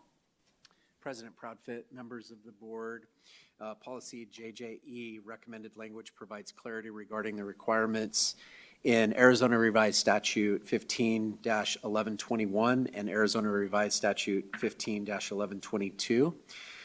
Just also wanted to note, specific to the copyright on the actual policy advisory includes a strike through, and I just wanted to draw your particular attention specifically below the last item in red, as you see on your screen there, where it states the governing board may create a list of pre-approved fundraising activities. Just wanted to point out that this policy was changed by the governing board in a prior policy revision, and the statement that is directly below that, while it states while engaging in fundraising activities, and the finishing of that statement, that was prior added, and that is not part of ASBA policy regulation. So with this change, in addition, we would need to remove the copyright. Board members, any questions or comments? Mrs. Ewing? My only question is the board going to be sitting down and putting together a list of pre-approved fundraising activities? I don't know if that's because it says the board may create. Did the previous board do that? David? No? No. Okay. If I may, thank you, President Proudfit, Mrs. Ewing, members of the governing board. Each year, administration does bring forward a list, and we did this last year for the governing board's consideration and approval. It's actually a requirement of the Uniform System of Financial Records as part of our audit testing for the board to approve the types of fundraisers that would take place with student activities clubs throughout the district. Okay, thank you. No, other than that, I don't have any questions. Mr. Sandoval? No questions. Dr. Sorensen? No, ma'am. Mrs. Rooks? So I just want to clarify, Mr. Nuttall, the sentence that's below the governing board may create a list of pre-approved fundraising activities. While engaging in fundraising activities, students are expected to adhere to all policy regulations, guidelines contained in district policy, regulations, and student handbook. Are you saying that part has to be taken out? President Proudfit, Mrs. Rooks, I'm not saying that part needs to be taken out. I'm saying that section there, that specific sentence that you just read, was added by our Peoria Unified School District Governing Board in a prior policy advisory change to add their own language. And so that will remain unless it's the will of the governing board to remove that. That is not the recommendation at this time. But we inadvertently did not in prior, once that addition was made by the governing board, we did not remove the copyright. And so that's not in the original copyright version of ASBA, and so it would require us to remove the copyright. So it is not requesting or recommending that we remove any language. Okay, I just wanted to clarify, so thank you. Yeah, I'm definitely in support of keeping that statement in there and removing copyright. All right, moving on to 8.5, first read of policy section GBEF. Mr. Nettle. President Proudfit, I'm going to give that over to Ms. Vesley. You guys, Ms. Vesley. Thank you, President Proudfit, members of the board. We just have some minor changes with policy GBEF for consideration. Staff use of digital communications and electronic devices. You'll just see some minor changes in the very first paragraph. Also, this is a policy where in item B, we have added in the past additional language that we felt was imperative to have. And that is going to continue to stay if that is the choice and the will of the board as well. And we also recognized that our current policy does not have letter C and letter D, so those are being added back into the policy. And because we've added an extra paragraph in letter B, we are removing the copyright notation at the top because it is not the same as ASBA. And those are the changes for policy GBEF. Board members, oh, sorry, go ahead. Ms. Festley, can you point out that extra paragraph in B? Is it the last? In letter B, Yeah. ASBA's policy only has the first sentence. In the past, Peoria Unified added the next sentences after. And so because that was added previously, we need to remove the copyright notation at the top. I gotcha. Thank you. Questions, comments, Mrs. Ewing? This is, I'm sure you'll catch this, but you have a line through, which I had forgotten all about this, MySpace. You have a line through the space in the Twitter, but you don't have a line through the My. That's just note it once you go through and edit. I'm guessing you meant to cross that out, or your team meant to cross that out as well. It is crossed out on mine. I apologize that it is not crossed off on yours, so Okay. we will make sure and have that corrected. Okay, thank you. Dr. Sorensen? No, ma'am. Mrs. Rooks? No, I think this is great adding this in so that we're protecting, the students' rights, FERPA, and all of that information out there. My only ask is just because normally you guys put it in red, just so that we know what changes were added. So I don't know if for the next meeting, so the community is aware, the part that you added in B that Sandoval was asking, can we just clarify it in red for the next reading so then everybody's aware of what the changes are? Because I know you asked, which one was it? So if that's okay. President Prophet, Mrs. Rooks, letter B was changed previously. That's not anything new. So there wouldn't be anything in red to be added there. It's just making reference to the copyright notation at the top. What was added back in was C and D. And again, I apologize. If we could just scroll down just a little bit. C and D was inadvertently left off in our current policy, and it is part of ASBA's policy. So we will make sure at the next one that we get the C and D highlighted red. Those, again, have been part of the policy, but they were inadvertently not in our policy, if that makes sense. Yes, thank you. Appreciate it. And I have no questions or comments. We're moving on to 8.6, first read of policy section GDC. Ms. Vesely? And for this policy, GDG, we are looking at just removing this altogether because it is referenced in the policies GCC, GCCE. So it's actually just removing this because it is redundant. Any board member questions or comments? Great. Thank you, Ms. Vesely. All right, we're going to move on to section 9.1. Request to address the governing board regarding matters not included in the agenda. We have a few comments to get through. Before we do so, I'm just going to go over the rules of conduct. The board president shall keep control of the meeting and require speakers and the audience to refrain from abusive or profane remarks, disruptive outbursts, applause, protests, or any other conduct which disrupts or interferes the orderly conduct of the business of the meeting. Personal attacks on board members, staff, or members of the public are not allowed. It's inappropriate to utilize a public hearing, the public comment segment, or any other agenda items for the purpose of making political speeches. Engaging in such conduct and failing to cease upon the request of the presiding officer will be grounds for ending a speaker's time at the podium or for the removal of any disruptive person from the meeting at the direction of the board president. As we go through these, just a reminder, let's keep with the same expectations we expect of our students as they are dealing with conflict resolution and as we have these very important discussions. Our first public comment is Mia.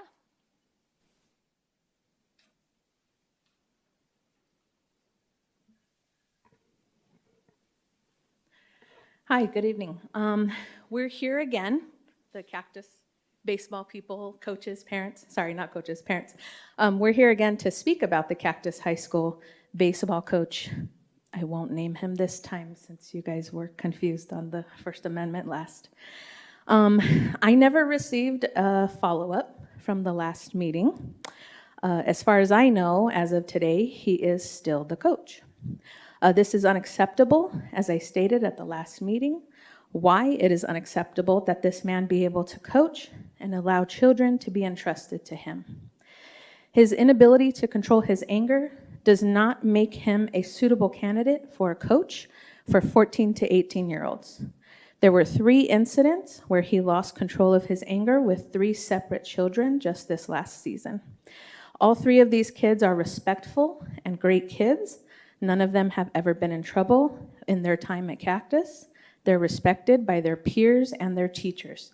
So this should be a red flag, and it should be a red flag to the admin. The coach says he's old school in his coaching, but that's not accurate. I played sports competitively since I was 10 years old. I went to the Olympic Development Program camp. My dad coached for the Junior Olympics. My brother played all through his childhood competitively and in college. We know what an old school coach is. We know what a competitive coach is. This coach is neither. This coach was just a man on a power trip who would get angry with the boys at the drop of a hat because he can't control his anger. He verbally attacked my son while I was standing right next to him, then verbally attacked me, and all of this in front of the kids. How can this be the kind of coach that PUSD will, 1, allow our children to be mentored and coached by, and 2, want representing Cactus and PUSD? This is just my experience, but all of these other parents here that are with me have their own bad experiences and concerns with this coach and coaching their children. The only acceptable outcome here is that this coach should be fired ASAP and is not allowed to coach in PUSD. P.S., just a side note, it was very evident.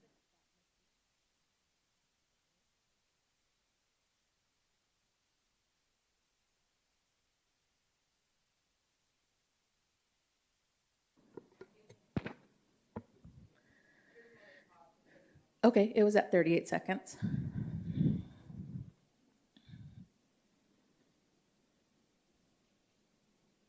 My time was at 38 seconds when the microphone cut off.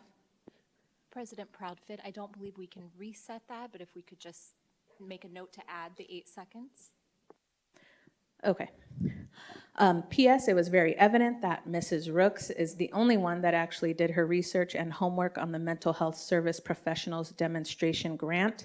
You all just passed the grant allowing the government to use our kids as guinea pigs and try to justify it based on your feelings and not the facts of the grant.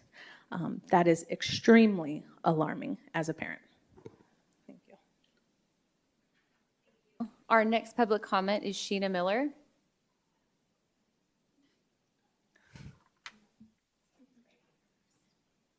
Hi, good evening. I am here to, I'm a little nervous, to talk about Landa Aponte. Oh, it's Tartaglio. I'm so sorry. She changed her name. I just kind of wanted to give, I know there's a lot going on with stuff at Peoria High School, and Landa I just kind of want to talk about how wonderful she was. I had 2 children at Kachina Elementary when she was the principal there. One is 18 and one is 21 now. My 18-year-old had a little bit of a hard time in elementary school, and Landa was always there. We got a good morning every morning. We got a how's it going? Do you need anything? What can I do for you? And then my other child was in the autism program. And Landa tried to do everything to get her into the right classroom. She's nonverbal. She's still nonverbal. Hang on, I'm just going to make a point of order, just because we need to follow this through. Hold on just a minute. We need to be really careful about using employee names. So I'm so sorry. No, that's just be general. Did not know that. Okay. Well, anyway, it was my daughter needed help, and Kachina didn't have the resources at the time to help her. So she was able to get my daughter into a private school, which was the best thing that could have ever happened to my family. So I just wanted to kind of talk on that a little bit. That's all. Thank you. Our next comment is Tiffany Benson.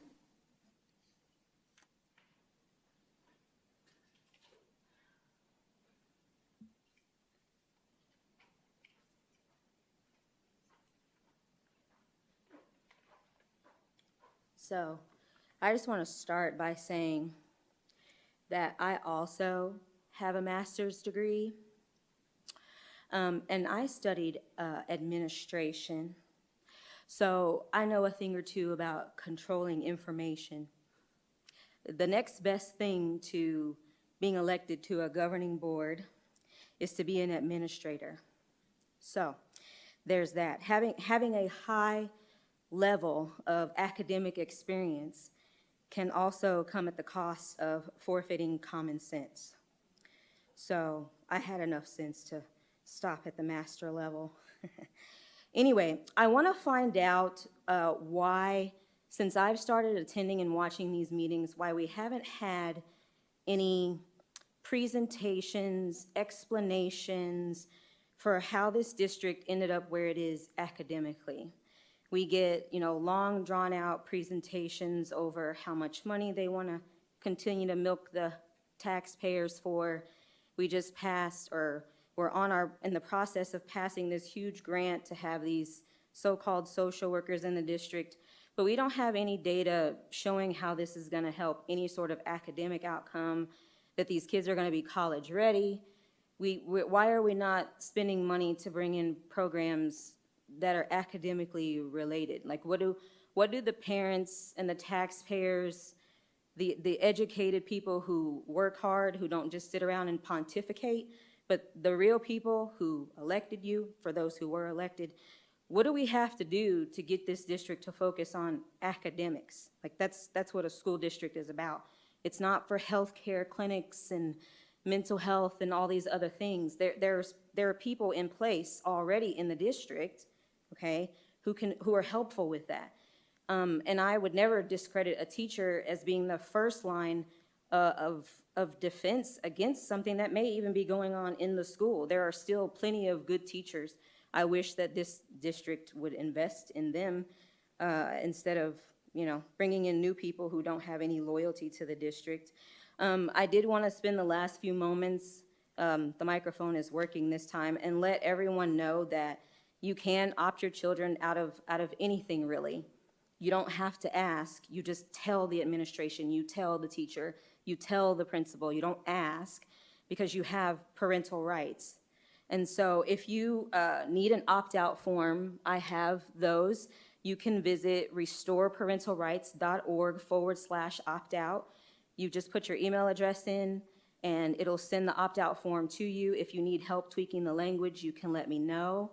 But we just want to make sure, as parents are the primary stakeholders in this school district, that you're getting the services that you've enrolled your kids here for.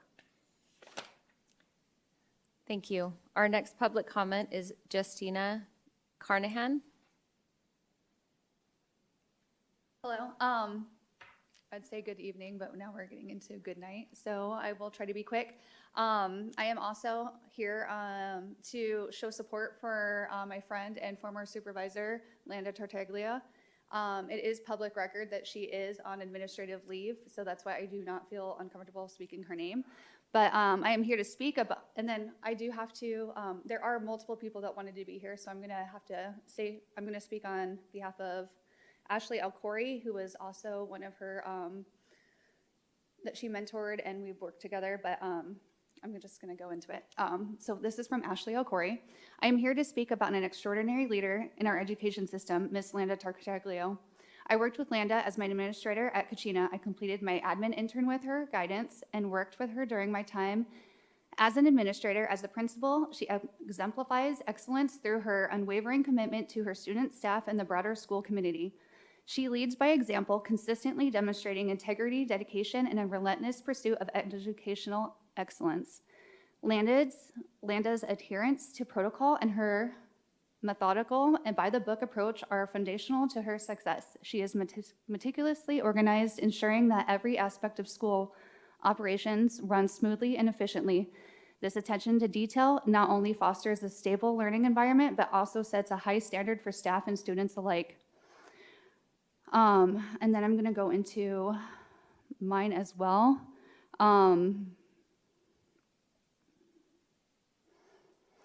Landa is a dedicated believer in her faith, which she turns to for strength in challenging situations. She is strong with her faith now more than ever to get through this confusing time of unknown. Landa is known for her hard work and commitment to following rules and procedures by the book. In the past, she has successfully turned struggling schools into flourishing educational environments by holding people accountable and maintaining high expectations for all. This task is not easily accomplished, but with hard work, lots of time, making long days, and a strong commitment to all stakeholders, she has done this numerous times for this district. Landa does what is right for students always, and I could stand behind her completely 100% with that. Doing what is right is not always popular and can be difficult, especially when facing resistance, but that has not stopped her. Landa has supported many of us in doing what is right, and now she needs our support. If you have been helped by Landa in the past and are here now to support her, can you guys please stand? So these people have stayed for now 4 hours to show their support for Landa, because she is such an amazing principal and friend and colleague and everything above. So please put her back in her position as principal of Peoria High School. Thank you. Our next comment is Tiana Chen.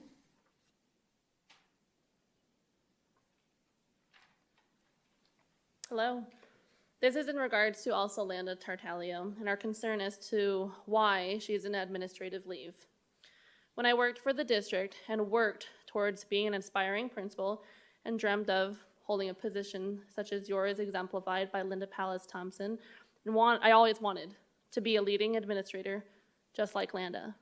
In many ways, under her leadership, I witnessed how she genuinely cared and guided students and staff. She was always able to increase family and community engagement to connect and support students and teacher events every year. She personally showed me immense support and care when I needed help getting to the school, and being a teacher strained my transportation situation. Picking me up in the morning and dropping me off home was short-lived, but a kindness I will never forget, and simply one of many examples of her ability to go above and beyond. When it came time for hard conversations for growth and professional development, she always presented the end result and goal with grace, a clear path, an action plan, and tenaciously led everyone around her towards success.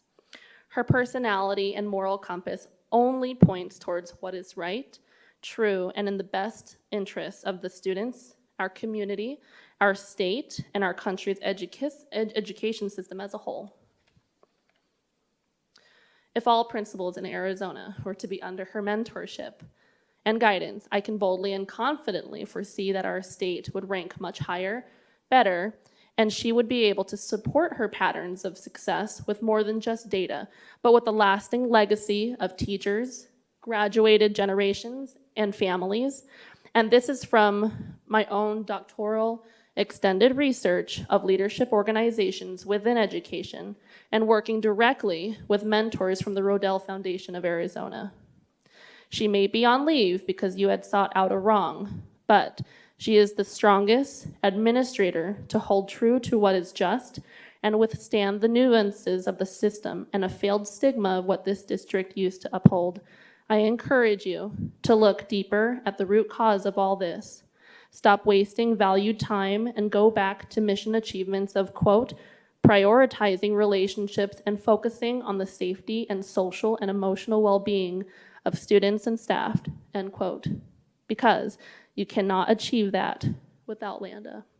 I would like to lastly conclude and ask Dr. Summers and respected members of the board, may I ask you now to clarify the severity of this issue and update us all on what is going on with this matter. Thank you.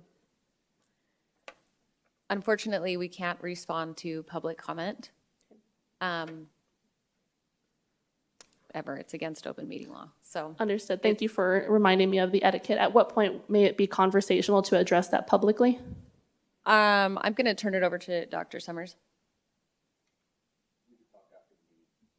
I appreciate it. Thank you. Our next comment is Maritza Delgado.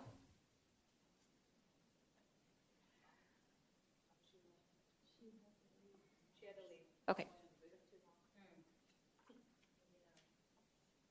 Our next comment is Brian From.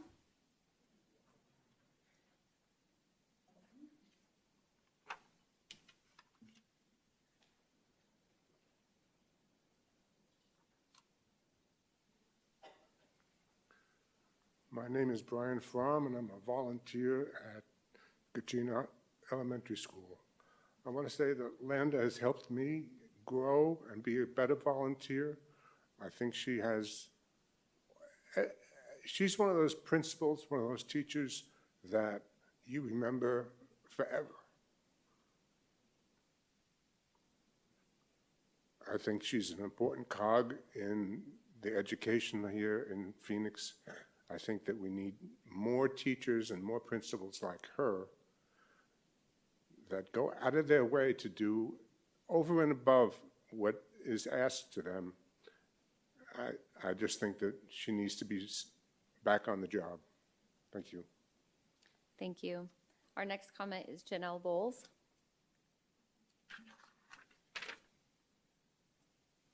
Hi, good evening. I would like to talk about Lana because I've known her for a long time, and everything they said is true. But I'm here to talk about Title IX because we have a deadline to meet, and that's August 1st, its effective date. The new regulations take place, and we're running out of time. There's only one decision Peoria School Board needs to come to, and that is to sue the Biden administration and block Title IX. This goes way too far. Hopefully, some will do their homework and know exactly what's in that. But let me break it down. We have three choices: to kick the can down the road and watch other lawsuits take place from other states, risking the chance that we may not be grandfathered in. Number two, do nothing, which is actually doing something by accepting it's okay for boys to be in locker rooms, and compete against our daughters. Number three, join other states in the federal government blocking Title IX, also taking into account that the state of Arizona already has a conflict resolution, which we brought up in these board meetings, meaning it's unlawful even to accept Title IX. Again, there's a conflict of laws with Title IX. There's not a parent or a grandparent in this district, and I'm sure I'm speaking for the board and everyone in the room, that would not even hesitate to protect our children. Women's privacy, women's competitiveness, women's scholarships, opportunities, and most important, the safety of our daughters is at stake. Peoria School Board, you need to make a decision, and we need to sue. We know that our governor's not going to do it. Other school boards have done it, and we need to sue the Biden administration for Title IX. Thank you. Thank you. Our next comment is Ms. Teddy Todd.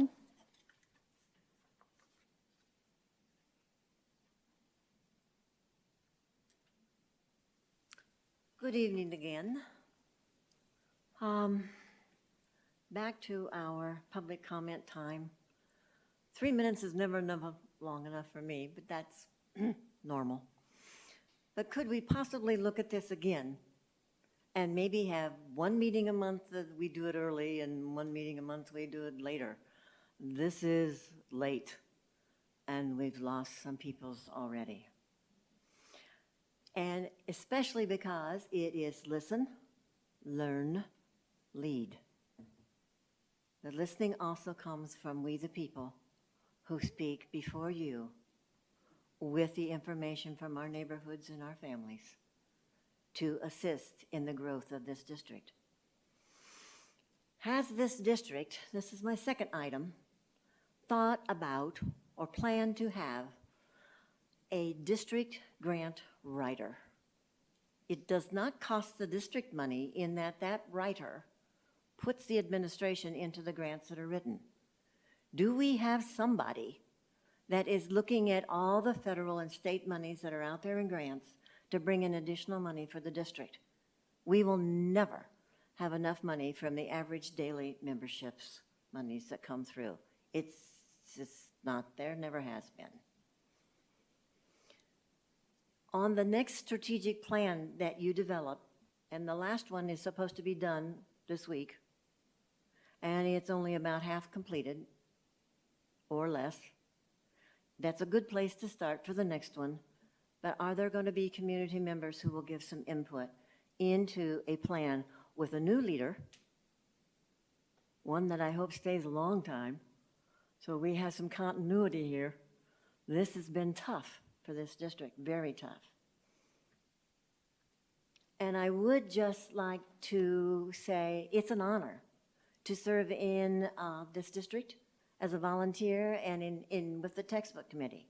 And I must say to all those, and they already went home, those who were on the committee that we worked on with the languages, those persons, they did compare and contrast, they did evaluations, they did future thinking, they asked critical questions. You should have been there for the debates. It was really good to hear the experts that we have in our district. I'm the only community member that really could speak up to, this is needed, this isn't needed. Where is this? Why isn't this? What's the future of this? They were fantastic to pull together what they needed to do. And what I've seen in the last couple of years, I better make it fast, the growth in the curriculum department has been phenomenal. And the ownership of doing those goals for the students in this district, that is amazing. Thank you. Thank you. Our last public comment is Jennifer Apaka, or Apodaca. Oh, thank you.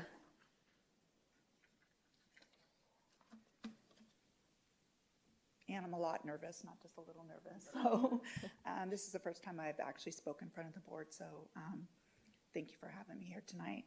I'm also here on behalf of Landa, I want to say Aponte, since I've known her that long, but Tartaglio. I was at a work conference in Woodland Hills, California, when around 10 o'clock at night, one of my friends contacted me to say that she heard her name on a news channel saying that she was on administrative leave.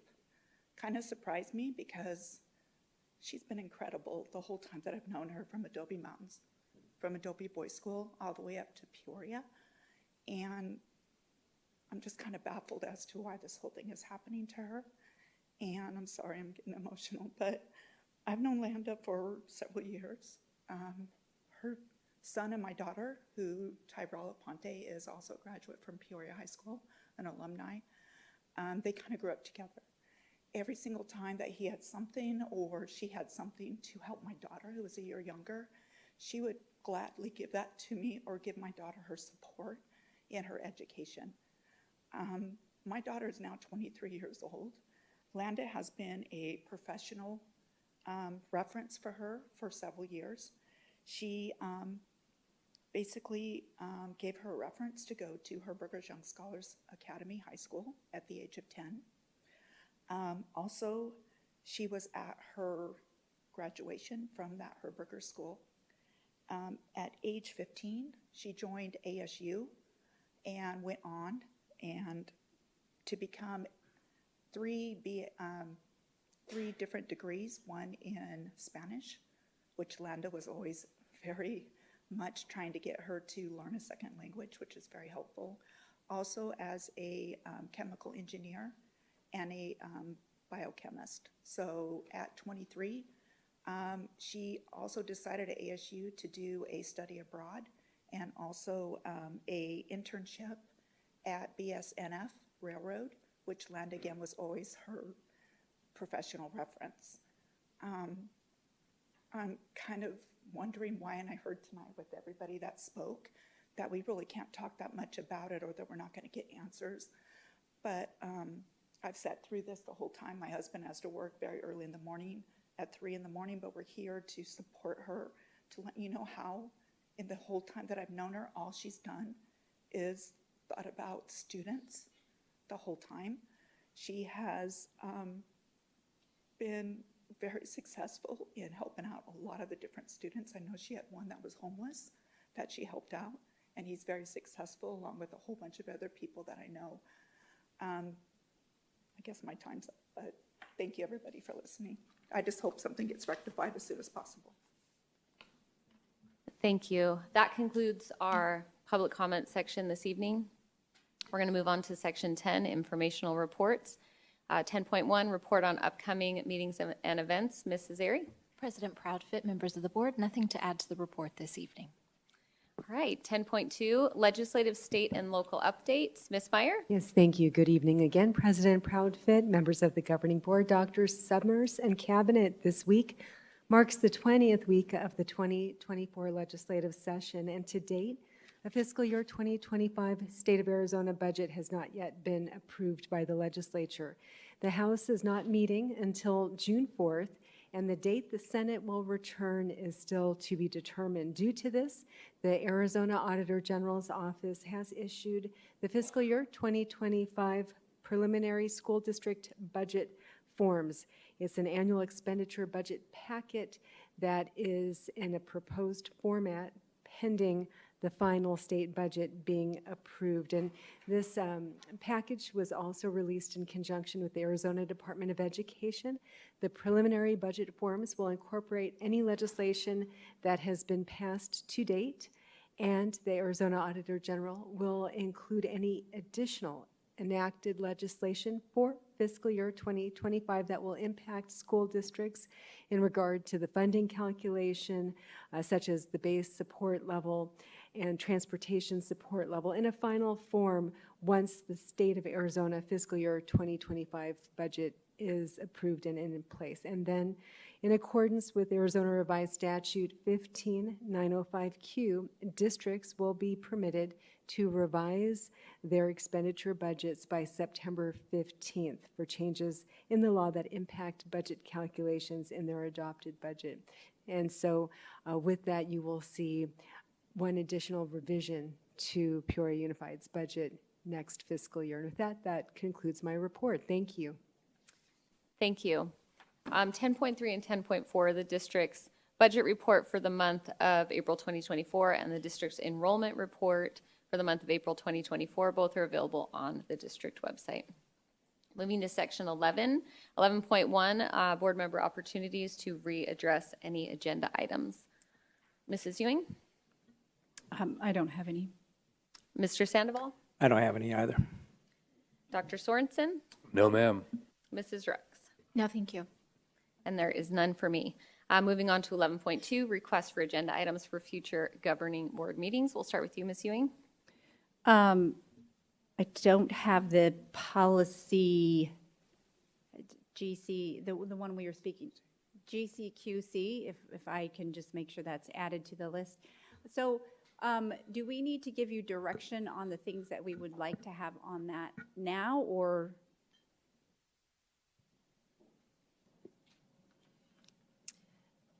President Proudfit, members of the board, I will need some kind of direction as to what you would either like added, removed, in order for me to bring an appropriate viable option for you to review. If we're going to do a first read and a second read, we will need some kind of direction.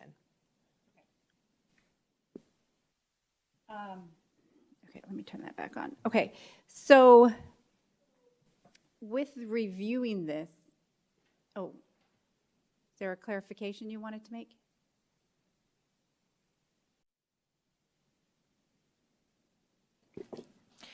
I apologize. We cannot take direction now because it's not agendized. Thank you. I'll second the request to add this onto a future governing board meeting. Can I add that maybe some information that we can have along with this is, I know that you frequently get requests of individuals to have damages liquidated, right, from employees, and I would be curious if we have, I don't know if you have a list of those requests and the reasons for those requests that have come forward. As a board, we are addressing all of those issues, those concerns that do come forward at the times that individuals do request a waiving of liquidated damages. I don't know if that could be something in a Friday report, if you would have that information. And then I know that, of course, we've seconded this, but I know that, Mr. Sandoval, you have asked for, maybe you can add on to when you said a tiered approach to. Yeah, and I think when we have that subsequent board meeting with this line item, that's where I can add that additional direction to the district. Great. So I don't have anything in addition to that. Thank you. Great. Dr. Sorensen? No, ma'am. Mrs. Rooks? Yeah, I had three. The first one is I would like to request an update on the principal at Peoria High School. We've gotten no information that there needs to be something brought to the governing board. We haven't really got an answer of why she was put on leave, so I would like some type of update regarding the principal at Peoria High School. What specifically are you asking for? Specifically asking for what was the reasoning? No, I'm asking like Friday report, agenda Oh, I'm item. sorry. I guess, obviously it have to be Friday report because then we have to abide by employee confidentiality. So yeah, a Friday report is fine. And I know I've asked previously for like an executive session, so I don't know if that's another possibility. I just think that there needs to be something brought to the board, either Friday report, executive session, either one of those. I will second. Thank you. The other one is I would like to request an update on the Cactus coach and maybe having some type of answer to those parents. I don't know if that's like a meeting that they can have set up with administration to discuss the concerns and getting an update to them, just with what was brought up tonight, so that they get an answer, I guess. So that doesn't need a second then. Can't we just direct, as Dr. Summers said, he was going to Okay. speak after? Okay, all right. Let's see, sorry.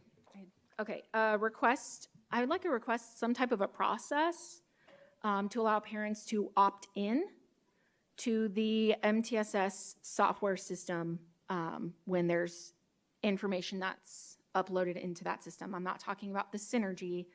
I wanted pertaining to the new MTSS software of allowing parents to opt in of what is actually put into that system on their kid.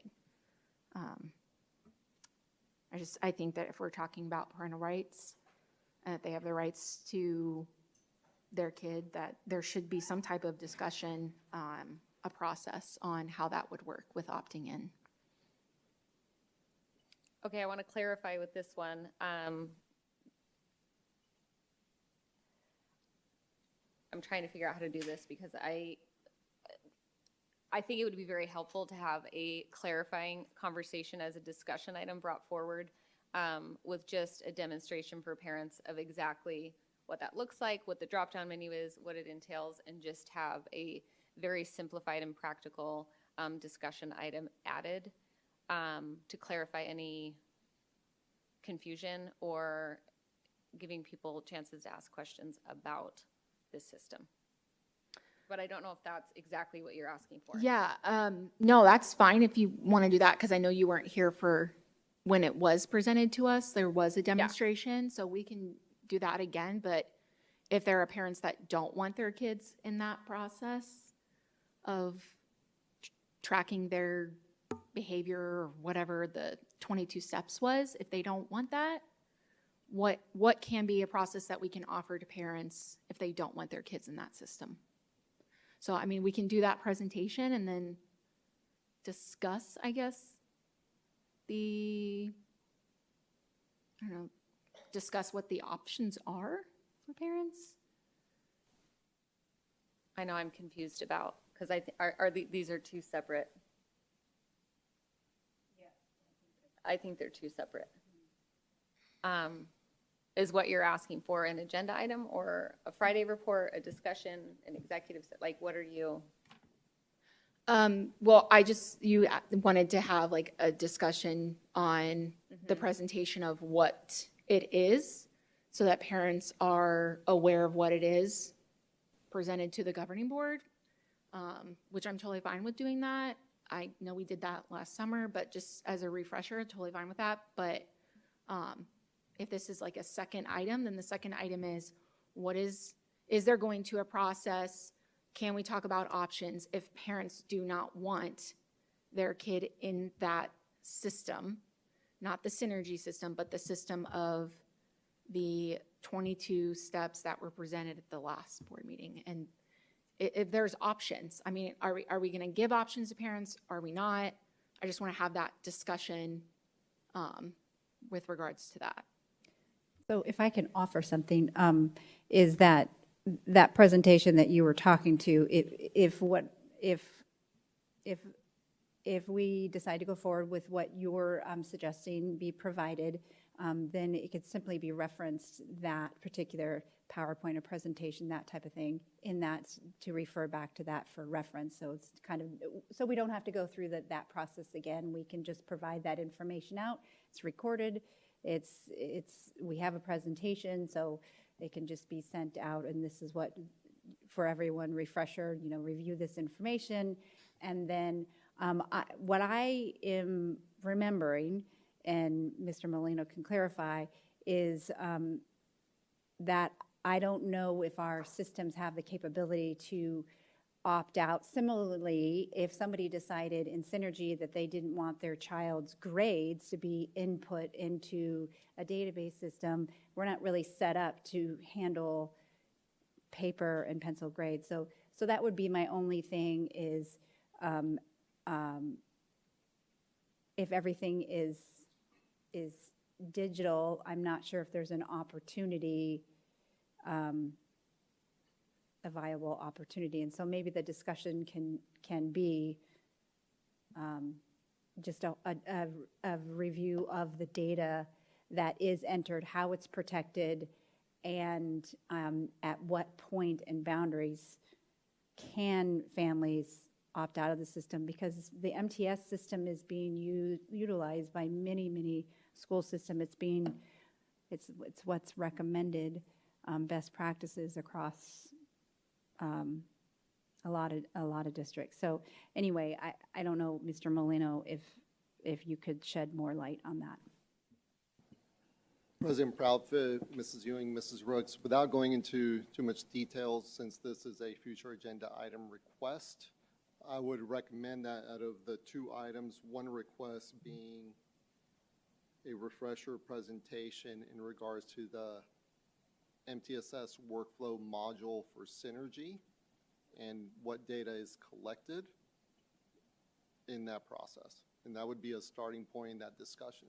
Would that meet your needs, Mrs. Rooks? Yeah, I know like you weren't here at the last one, so that's totally fine, like refreshing it. And I understand where you're coming from, Melissa, with the academics, but I just feel like the academics is different than the mental health. So I just want to know, we can have a refresher at a future agenda item of what it is, and then I guess ask questions there of what are the options for parents in regards to what is inputted into the system.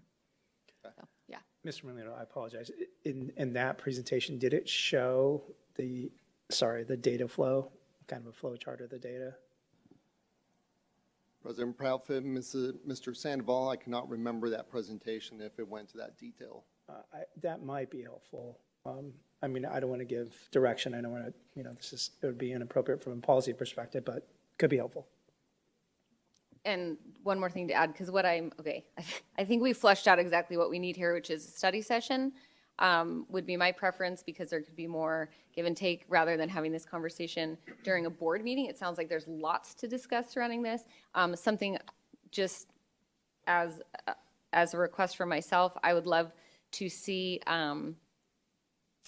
prior to exactly what was being input and what is now, and the differences between the two, because as I've gone out and talked to lots of teachers about this, there seems to be a misconception that, this kind of information was always gathered as a way to track students' progress and to make sure students are getting what they need. So do you get what I'm asking for? Like, in my mind, it would be a split screen of like how it used to be collected and how it's collected now, I guess. Is that doable? So study session, is that, Yep. okay. Do I have a second on that? Second. Thank you. And then just the last one can just be a Friday report. I had a question on Liberty Buick, I guess, partners with our football team at Liberty High School. They, I guess, have some type of partnership with them with helping our Liberty football team. It was brought to my attention that there was some type of discussion of Liberty Buick helping to fix school buses in our district, but that the answer back was no, and that it was due to conflict of interest. So I just wanted to know clarification of what that was, and if it is a conflict of interest, what policy law relates to that conflict of interest with Liberty Buick wanting to help fix some of our school buses that are run down. So I don't know if that can just be like a Friday report. If anybody might know that question. Okay. And that's it. And I have nothing else. All right, moving on. President Proudfit, Yes. was there a second for Mrs. Rooks? Last request? Yeah, and the Liberty Buick with the Friday report. Yeah, I mean, I'm sure there's policy around that. So whatever that policy is, Friday report's great. I'll second it. Thank you. Okay. Moving on to section 12.1, adjournment. I move that we adjourn this meeting at 9:56 p.m. I'll second that. We have a motion made by myself and a second made by Mr. Sandoval. Board members, please cast your votes.